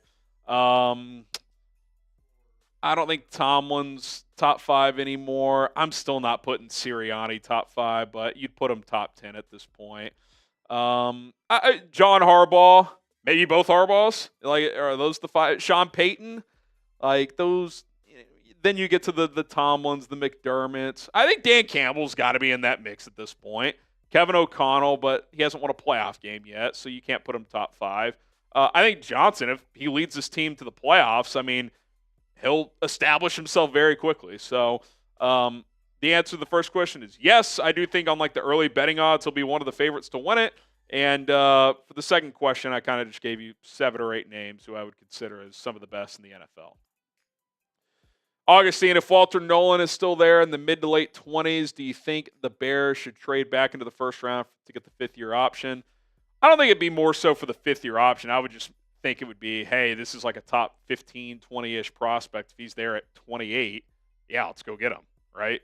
I mean, Mel Kiper mocked him to the Bears at 39 the other day, which would be insane value. Like, unless the kid committed murder. If you can get him at 39, like, yeah, I'll take a chance on character concerns to an extent. Like, if he's just like, no one at Ole Miss or A&M liked him, he never practiced, like, okay, like you got to draw a line somewhere. But if it's just like, yeah, he's a little immature, he was 5 minutes late to practice sometimes, like, okay, he's 21, like, he's talented as hell. Like, there's things you can work with, right? Like Jalen Carter, right? At some point, a team took a chance at 10. You're telling me if this guy is in the 20s, a team's not taking a chance? I don't know if the Bears would be that team, but I'd be interested. Download Game Time today, the best ticketing app out there, and the official ticketing partner of Bears Now by Chat Sports is Game Time. Listen, spring is here, which means baseball is back. Go check out the Cubs at Wrigley or the White Sox at Guaranteed Rate Field and have some fun. Get out and about. If you need to get tickets, Game Time's the place for you. Couple Bulls games left, Blackhawks, depending on when you're watching this. You can get tickets for those events as well. Concerts, comedy shows, and much more. Game Time is my go-to place for tickets. They really shine with their last-minute deals. Often, you can find tickets at a reduced price on the day of the event, even just hours or minutes before it starts. Check out the feature Game Time picks as well. It'll highlight the best deals in the venue available, combining the quality of seat and ticket price, and give you the best prices. Plenty of other benefits with Game Time include all-in pricing, so you're not hit with random fees at the end, views from the seats, and Game Time ticket coverage, the most flexible customer service policy in the ticketing industry. Use code CHATSPORTS after you download the Game Time app and create an account to get $20 off your first purchase only right now. That is code CHATSPORTS, all one word, for $20 off. Terms apply. Download the Game Time app today. Last minute tickets, lowest prices, guaranteed. Scott, if all blue chippers are gone, Kenneth Grant at 10, Jordan Davis went 13. I see them being similar. Well, a couple things. One, I actually like him better than Jordan Davis. I think he's a little twitchier. Gives you more juice as a pass rusher. Not a ton, but more than Jordan Davis. And two, Jordan Davis should not have gone that high. Like, I think if the Eagles could do that over, they would. Now, he's been a fine rotation piece, but, like, he's really just a run stopper. So that was probably too high. I think Kenneth Grant could give you some pass rush ability. I think 10's a little rich. I wouldn't hate it. Like, to me, he's like 20-ish, like late teens, early 20s in terms of prospect range for me. So, okay, 10 in this draft where there's going to be a lot of variance in prospects. Okay, I wouldn't completely crash out like I would if it's Shamar Stewart, but it's still on the early side of things for me. Erica Lingovan, what are your thoughts on drafting Will Johnson at 10 if he is still there? See, like, I think he is closer to a top 10 prospect. I don't think he is, but I think he's closer. Obviously, though, lesser need. So it's like, would you take Kenneth Grant over Will Johnson? Would you go the other way? If you take Will Johnson, what does that mean for Tyreek Stevenson? Is he just a backup? Are you trying to trade him? Or Terrell Smith? I don't know. Like the player. Think he's really talented. I also do, I think this is important, though.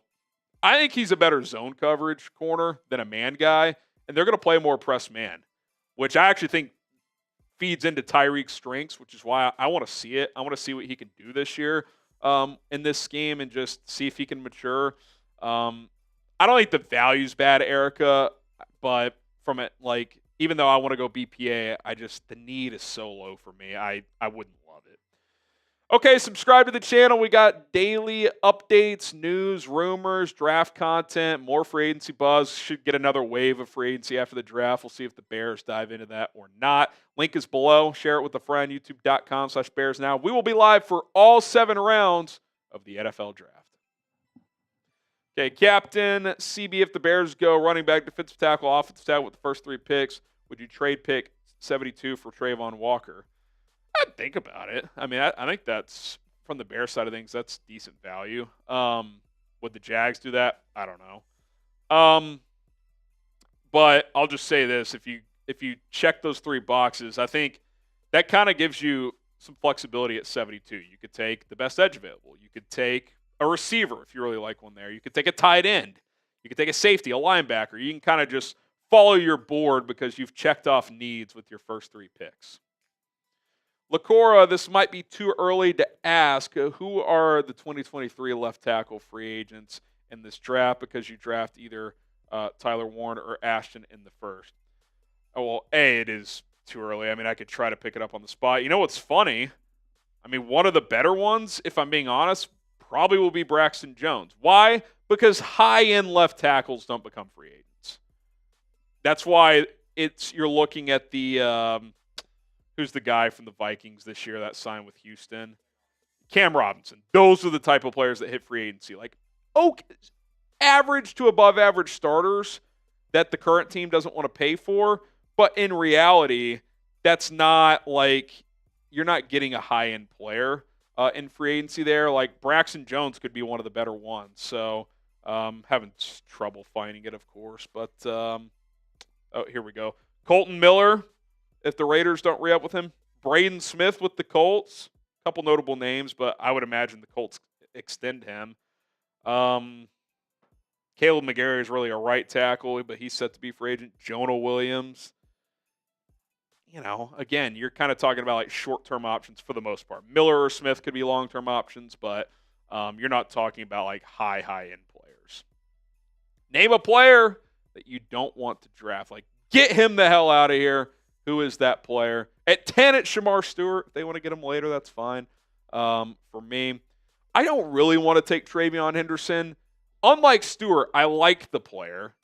Again, I don't dislike Stewart. I just don't like him at 10. I like Travion Henderson, but I don't like the fit with Swift. So those are a couple that come to mind. What say you? Let me know. John Orticelli, could we get Malachi Moore at 148? Also, your thoughts on Vernon Broughton. Vernon Broughton's going a lot higher than 233. He's probably going to go day 2. Maybe he sneaks into the 4th, but he's not falling that far. His measurables are off the charts. Athletic profile is there. I think he goes 3rd, 4th round.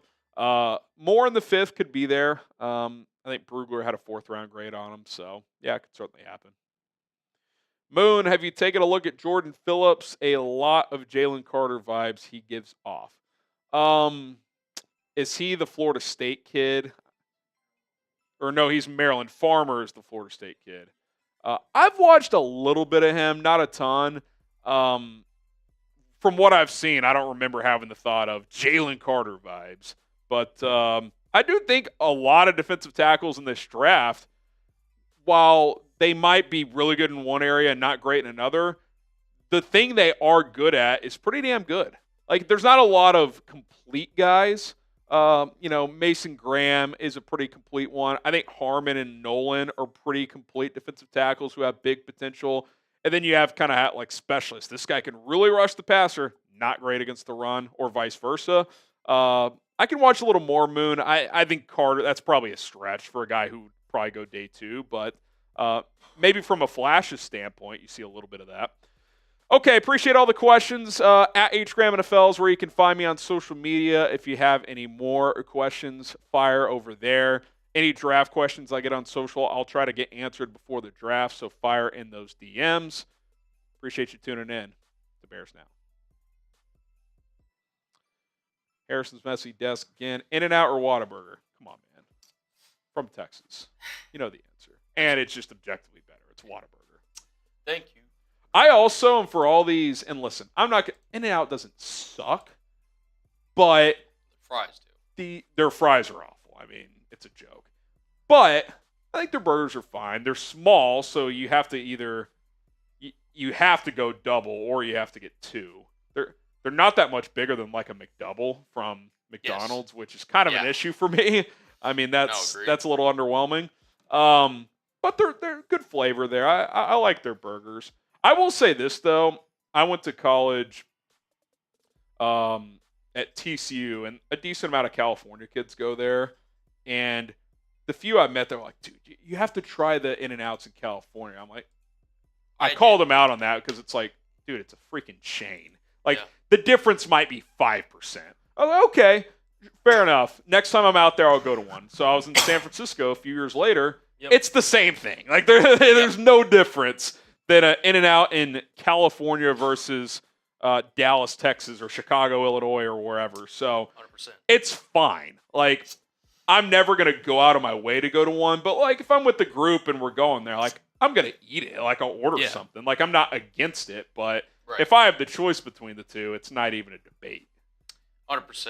I had a buddy that used to live Oceanside, San Diego area. And he would talk about how much he missed Whataburger. We went out. I tried In-N-Out up there. Again, same thing. It's fine. When I helped him move back, we were driving back from California to Texas. We didn't even get to Texas. We stopped in Arizona to get some Whataburger. That's how much we loved it. That's awesome. Yeah. And I will say this, like, and you guys know this that live in Chicagoland, dude, Culver's, something special, man. Dude. I think it's my favorite fast food burger. Dude, it's up there. The service is off the chain. Burgers are good. You got the cheese curds, the custard. Yep. The crinkle cut are excellent. They've got a few in Texas. The butter burgers. Oh. Dude, they've got so many like options too. Like they just make a bunch of different stuff. Like it's Dude, they have a bunch of different sauces too for like your fries. Like it's just good stuff, man. Yeah. It's good stuff. All right. Is this number 20? This is number 19. Number 19. Cullen's got his 19th draft crush. A lot of crushes. Number 20 will come on Monday. And then at some point, I don't know when this will be because our plan for Thursday next week now. Maybe we'll just have to do it Monday.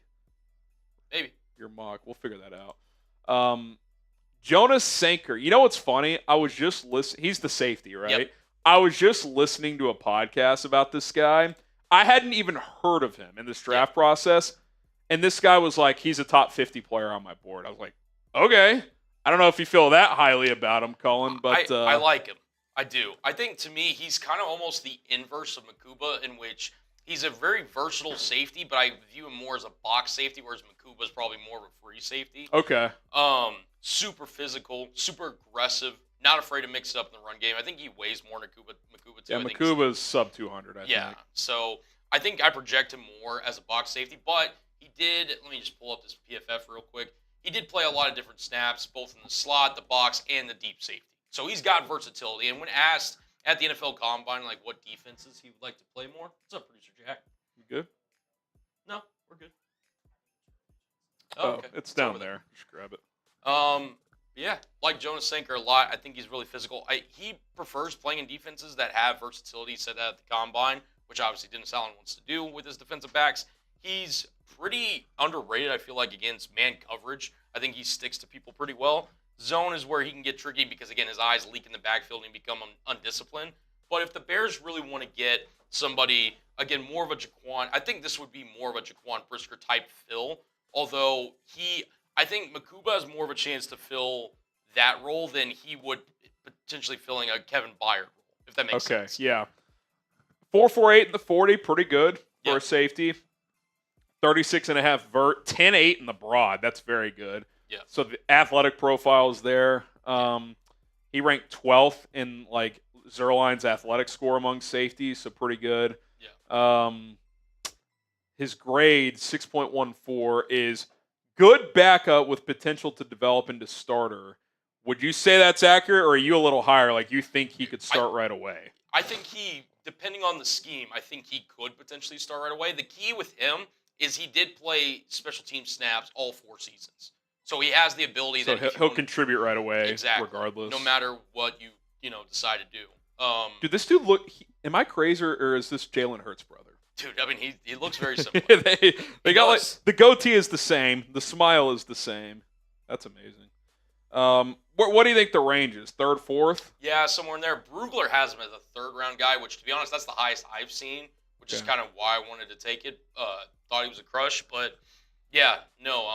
I think he's going to be really good, man. I think he's just a potential option that, again, if they want to go for more of a thumping safety in that kind of range at 72, I think he's somebody that could very well be a potential target for them. Yeah, and I think he could kind of be the perfect guy for the Bears where, like, ideally he's just your third safety this year, develop him, and Brisker and Byard are healthy. Yep. But he's good enough where if one of those guys goes down, especially Brisker, A, because he'd just be more likely to get hurt, and B, Sanker's strengths being more of a guy who could step up and play in the box and be a willing tackler, then maybe that fits. So we'll see. Yeah. They're going to take a safety. I don't know when, but they're going to take one. Yeah. I'd say as early as the second round and probably on the late end in the fifth round. I do think they'll add somebody. I think so too. And dude, so we were going through obviously the Brugler segment. I saw, I think 3 linebackers and 3 safeties that are all could be potential targets. It's going to be very interesting to see because I could see the Bears going a lot of different directions. So, yeah. I think they would like to, and I might do this on my next mock. I think if they pick someone at 10, I think they would love to trade down from one of those second round picks and get either an extra third or a fourth.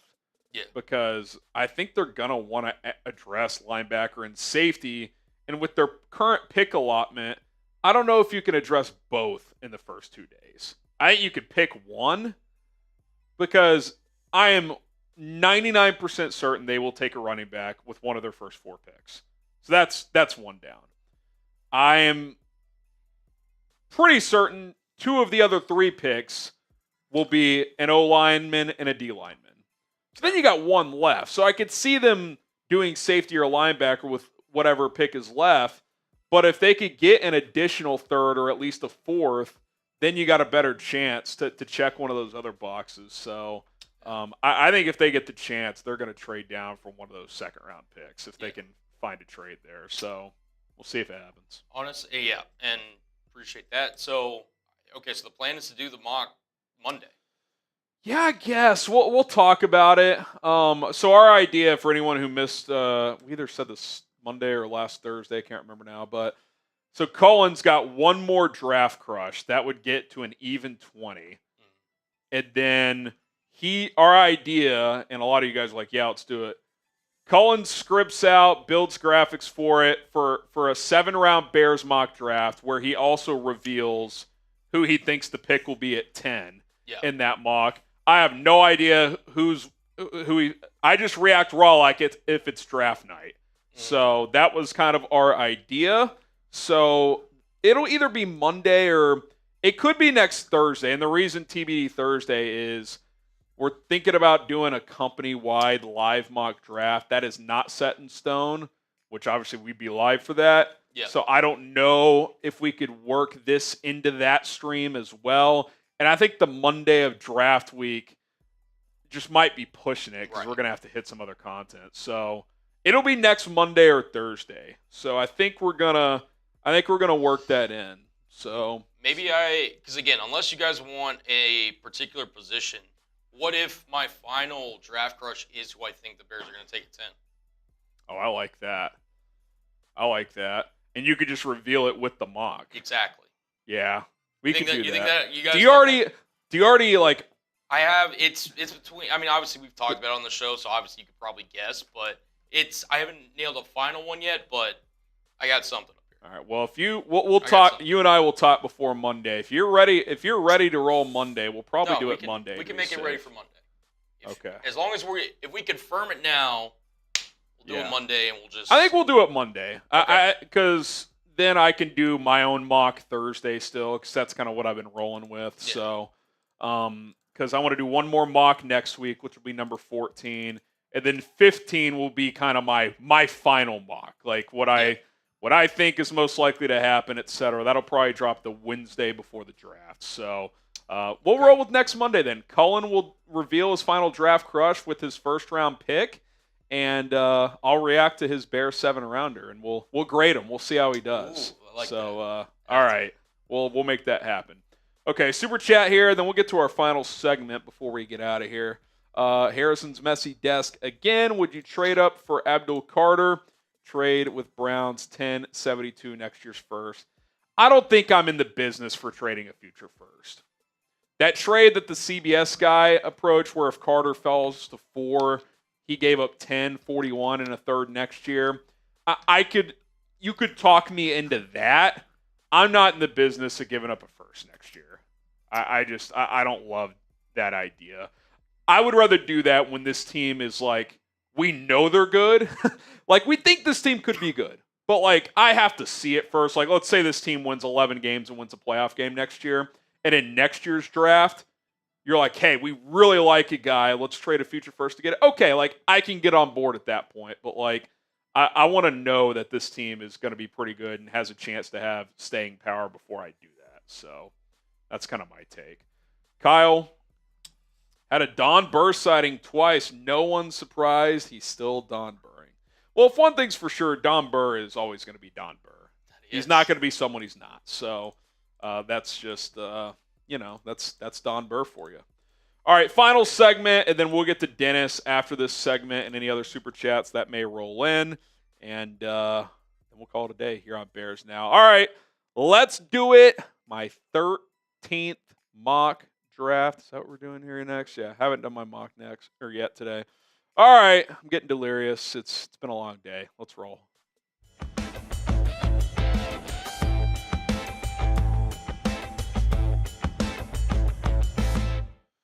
All right, I'm Harrison Graham. It is time for my 13th Bears mock draft as I unveil my 7-rounder. If you're watching live, we are 2 weeks out from the NFL draft. The plan is to get to 15.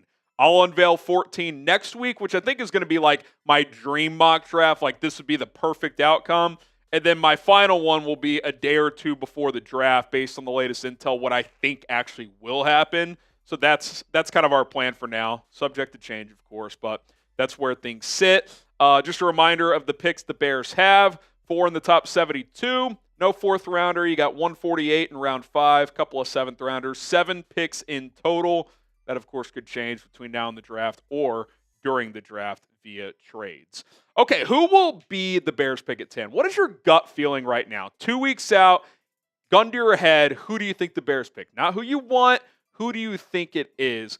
Let me know who that player is. I think right now my gut's telling me Tyler Warren for a couple of reasons. One, because as I just go through these mocks, and because I do mocks on 4verts as well, so I kind of have a feel for all 32 teams of who could go where, what's going to happen, etc. I think when I just play this out, as you look through how this one played out, Cam Ward's going to go. We know Carter and Hunter are going to go 2-3 unless Shedeur goes there, but I don't think that's happening. I think if that plays out that way, I think Will Campbell will go 4 to the Patriots. I think Mason Graham to the Jags feels like the worst-kept secret. And again, we always think we know shit, then it ends up not being the case. Ashton Jeanty to the Raiders. Don't think it's a done deal, but I do think that's fairly likely. Armand Membou to the Jets. There's minus betting odds right now that's the pick for the number 7 pick. That tells you there's some intel there. I don't know who Carolina will take at 8, but I think it'll be a defensive player. So Jalen Walker, Mike Green, whoever it is. Shedeur Sanders 9 in this scenario. I think the Saints would take the chance if he's sitting there. And then to me, the best player available at a position that the Bears would be willing to add in the first round, I do think it's Tyler Warren. Like, I think A, he's the most likely, which is how we just outlined it. And B, I think Ben Johnson, like, is this not the most, like, hey, it's the Ben Johnson era, the first pick of the era? Like, the most creative player, offensive player in the draft is Tyler Warren. Like that, it just almost feels like it's meant to be. Now, again, I'm not all in on Warren needs to be the pick. I'm not all in on Ashton Jeanty, but those are 2 guys I really, really like, along with a few others. But I just think out of the group of players that I like and that I think the Bears really like in round 1, I think he's the most likely to be there, and I think he's a player that the Bears would take. Think about how creative Ben Johnson could get with this guy. You could throw jump balls to him. You could put him in motion. You can Line him up at a traditional tight end slot. He's a good enough blocker with ability to improve. You can line him up at fullback. He could be your tush push guy. You can run QB power with him in a wildcat formation. You need more help at tight end anyway, with Cole Kmet not getting much supporting help over the last few years. And I trust Ben Johnson to get a lot out of Tyler Warren. If Matt Eberflus was still this team's head coach, I would not draft Tyler Warren, because you have to have a creative offensive mind to get value out of him, in my opinion. And Ben Johnson is the definition of that. We'll see how he is as a head coach, but one thing we know for sure is he is a creative and innovative offensive mind and play caller. And to me, that is how you maximize a player like Tyler Warren, is to match him up with a play caller like Ben Johnson. So that's what my gut's telling me 2 weeks out. That could certainly change based on intel we hear, based on other things that pop up. But right now, I think Tyler Warren's most likely to be the Bears' pick at 10. Okay, trade alert. I really think the Bears would like to trade down from one of their picks in the second round to add an additional third or fourth rounder. So I'm going to drop 14 spots from 39 to 53 with Tampa, pick up their third in the process. I'll throw them a bone, take one of our seventh-round picks so they can at least get a dart back. And then I'm going to take Donovan Jackson at 41 before we get to that 53 pick with Tampa Bay. I think the range of Jackson's pretty interesting. He's been getting some round one buzz. Houston at 25, Minnesota at 24. They could both take him. I find it interesting that Dane Brugler has labeled him as a tackle in the Beast, his draft guide. He liked his tape at tackle better than he did at guard, despite having way more reps at guard in his college career. Here's what he had to say about the offensive tackle or offensive lineman, we'll see, out of Ohio State. Overall, Jackson's sustained in recovery. Hiccups must be addressed by an NFL coaching staff, but his athletic traits and play strength should translate well to the next level. He projects as an NFL starter, and his tape shows a player with true tackle guard flexibility and versatility. I do agree with Brugler. I do think he's got the flexibility to play both. Now, I think he's probably more of a guard that could play tackle, but I think he's got enough measurables to do it if needed. Just under 6'4", so on the shorter end of a tackle if he does play there. But I think he makes up with that with the arm length and the wingspan there, 34-inch arms, 83-inch wingspan, which are both much longer than a Will Campbell, for example. He's got big hands. Like when he gets his hands on you, it's tough to get free for these defensive linemen. He's heavy enough at 315, so I do think he can play left tackle. I don't know if it's his best position, but I think in the second round, it could be kind of an ideal draft pick for the Bears because you accomplish a couple of things here. One, I think he would fall into that bucket to throw into the competition at left tackle with Braxton Jones, who's recovering from an injury, and Karan Amagaji, who's coming off a up and down, mostly down rookie year, but still has physical traits that intrigue you, while also doubling as he could just be like your top backup lineman really across the board, right? Guard and tackle specifically.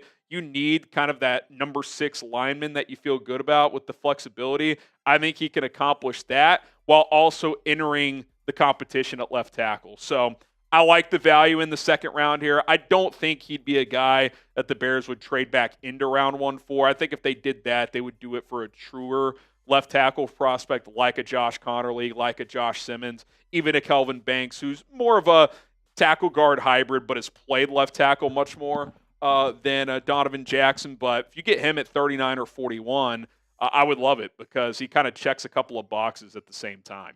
Okay, here's what we need to do.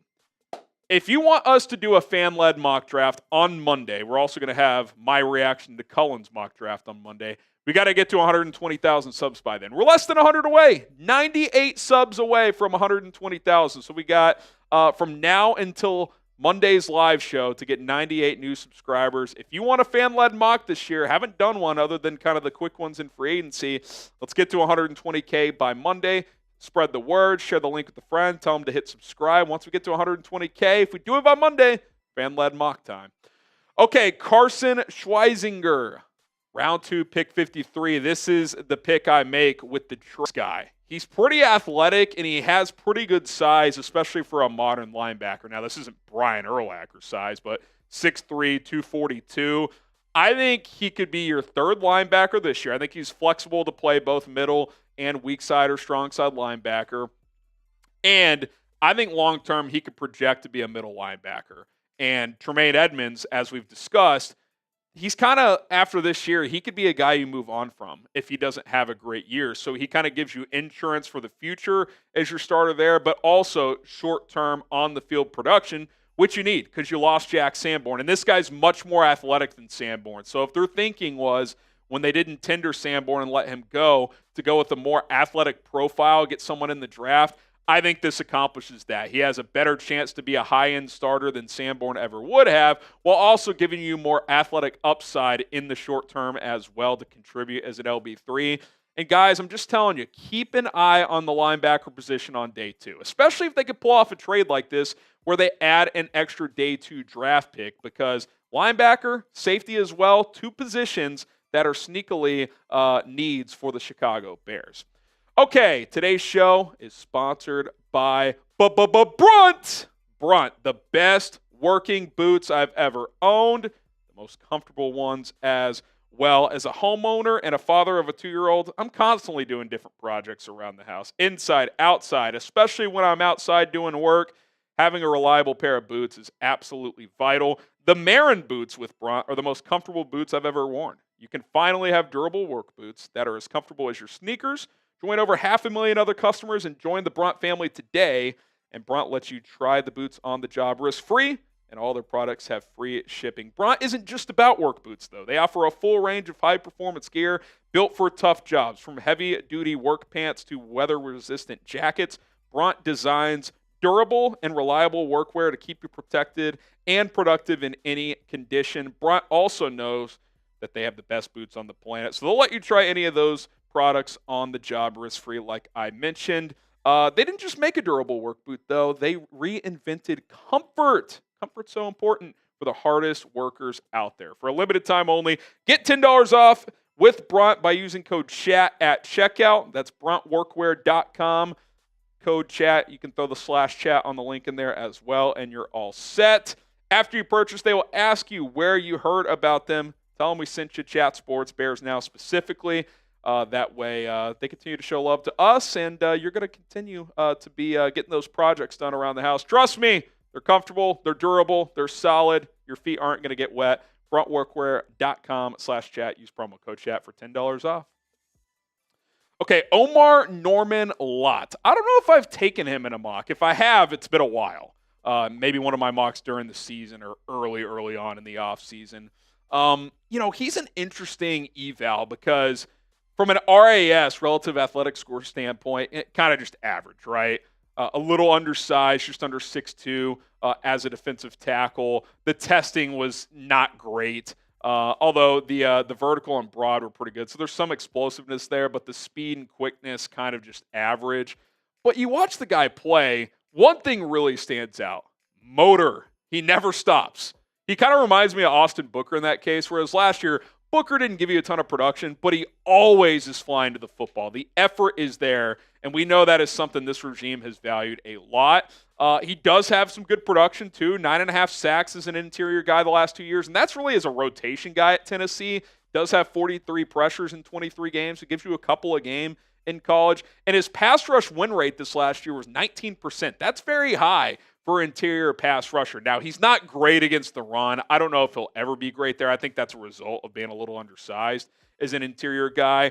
He did have a top 30 visit with the Bears. That's per Ian Rappaport, so he's at least someone the Bears have looked into. But that relentless motor, I think you get him into a room, like that'll impress veterans like Grady Jarrett and, Montez Sweat. Like, hey, this guy, he's coming in with the right attitude and mindset.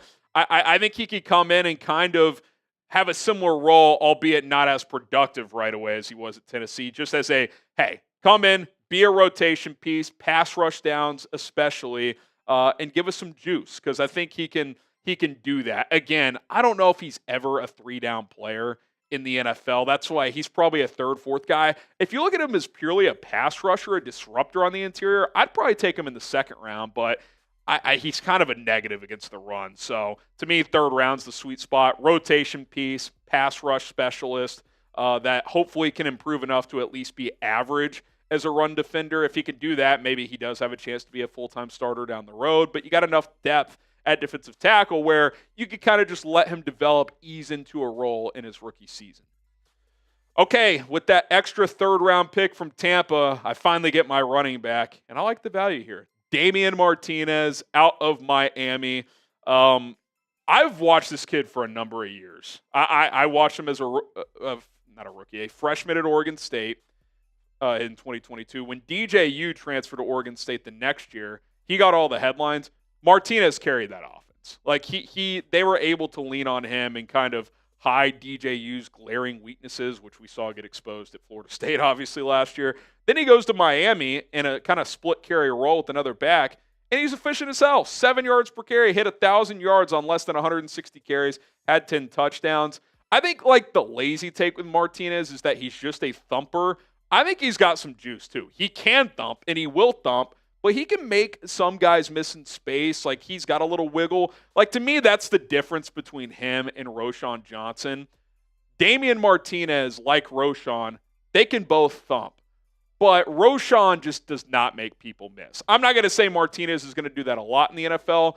4.51 guy, though. Pretty good speed at almost 230 pounds. He does got a little shake and bake. Kind of like David Montgomery when he was here. He'd give you some shiftiness and wiggle. I think Martinez gives you just enough of that where he could be a lead runner in the NFL. And you want to talk about just contrasting styles. Him and Swift, I love the stylistic differences there. Whereas Martinez, in between the tackles primarily, he can lower the shoulder, get those dirty yards. Swift, we know that is not a strength of his. The one downside with Martinez, though, is really both your backs are not great in pass pro.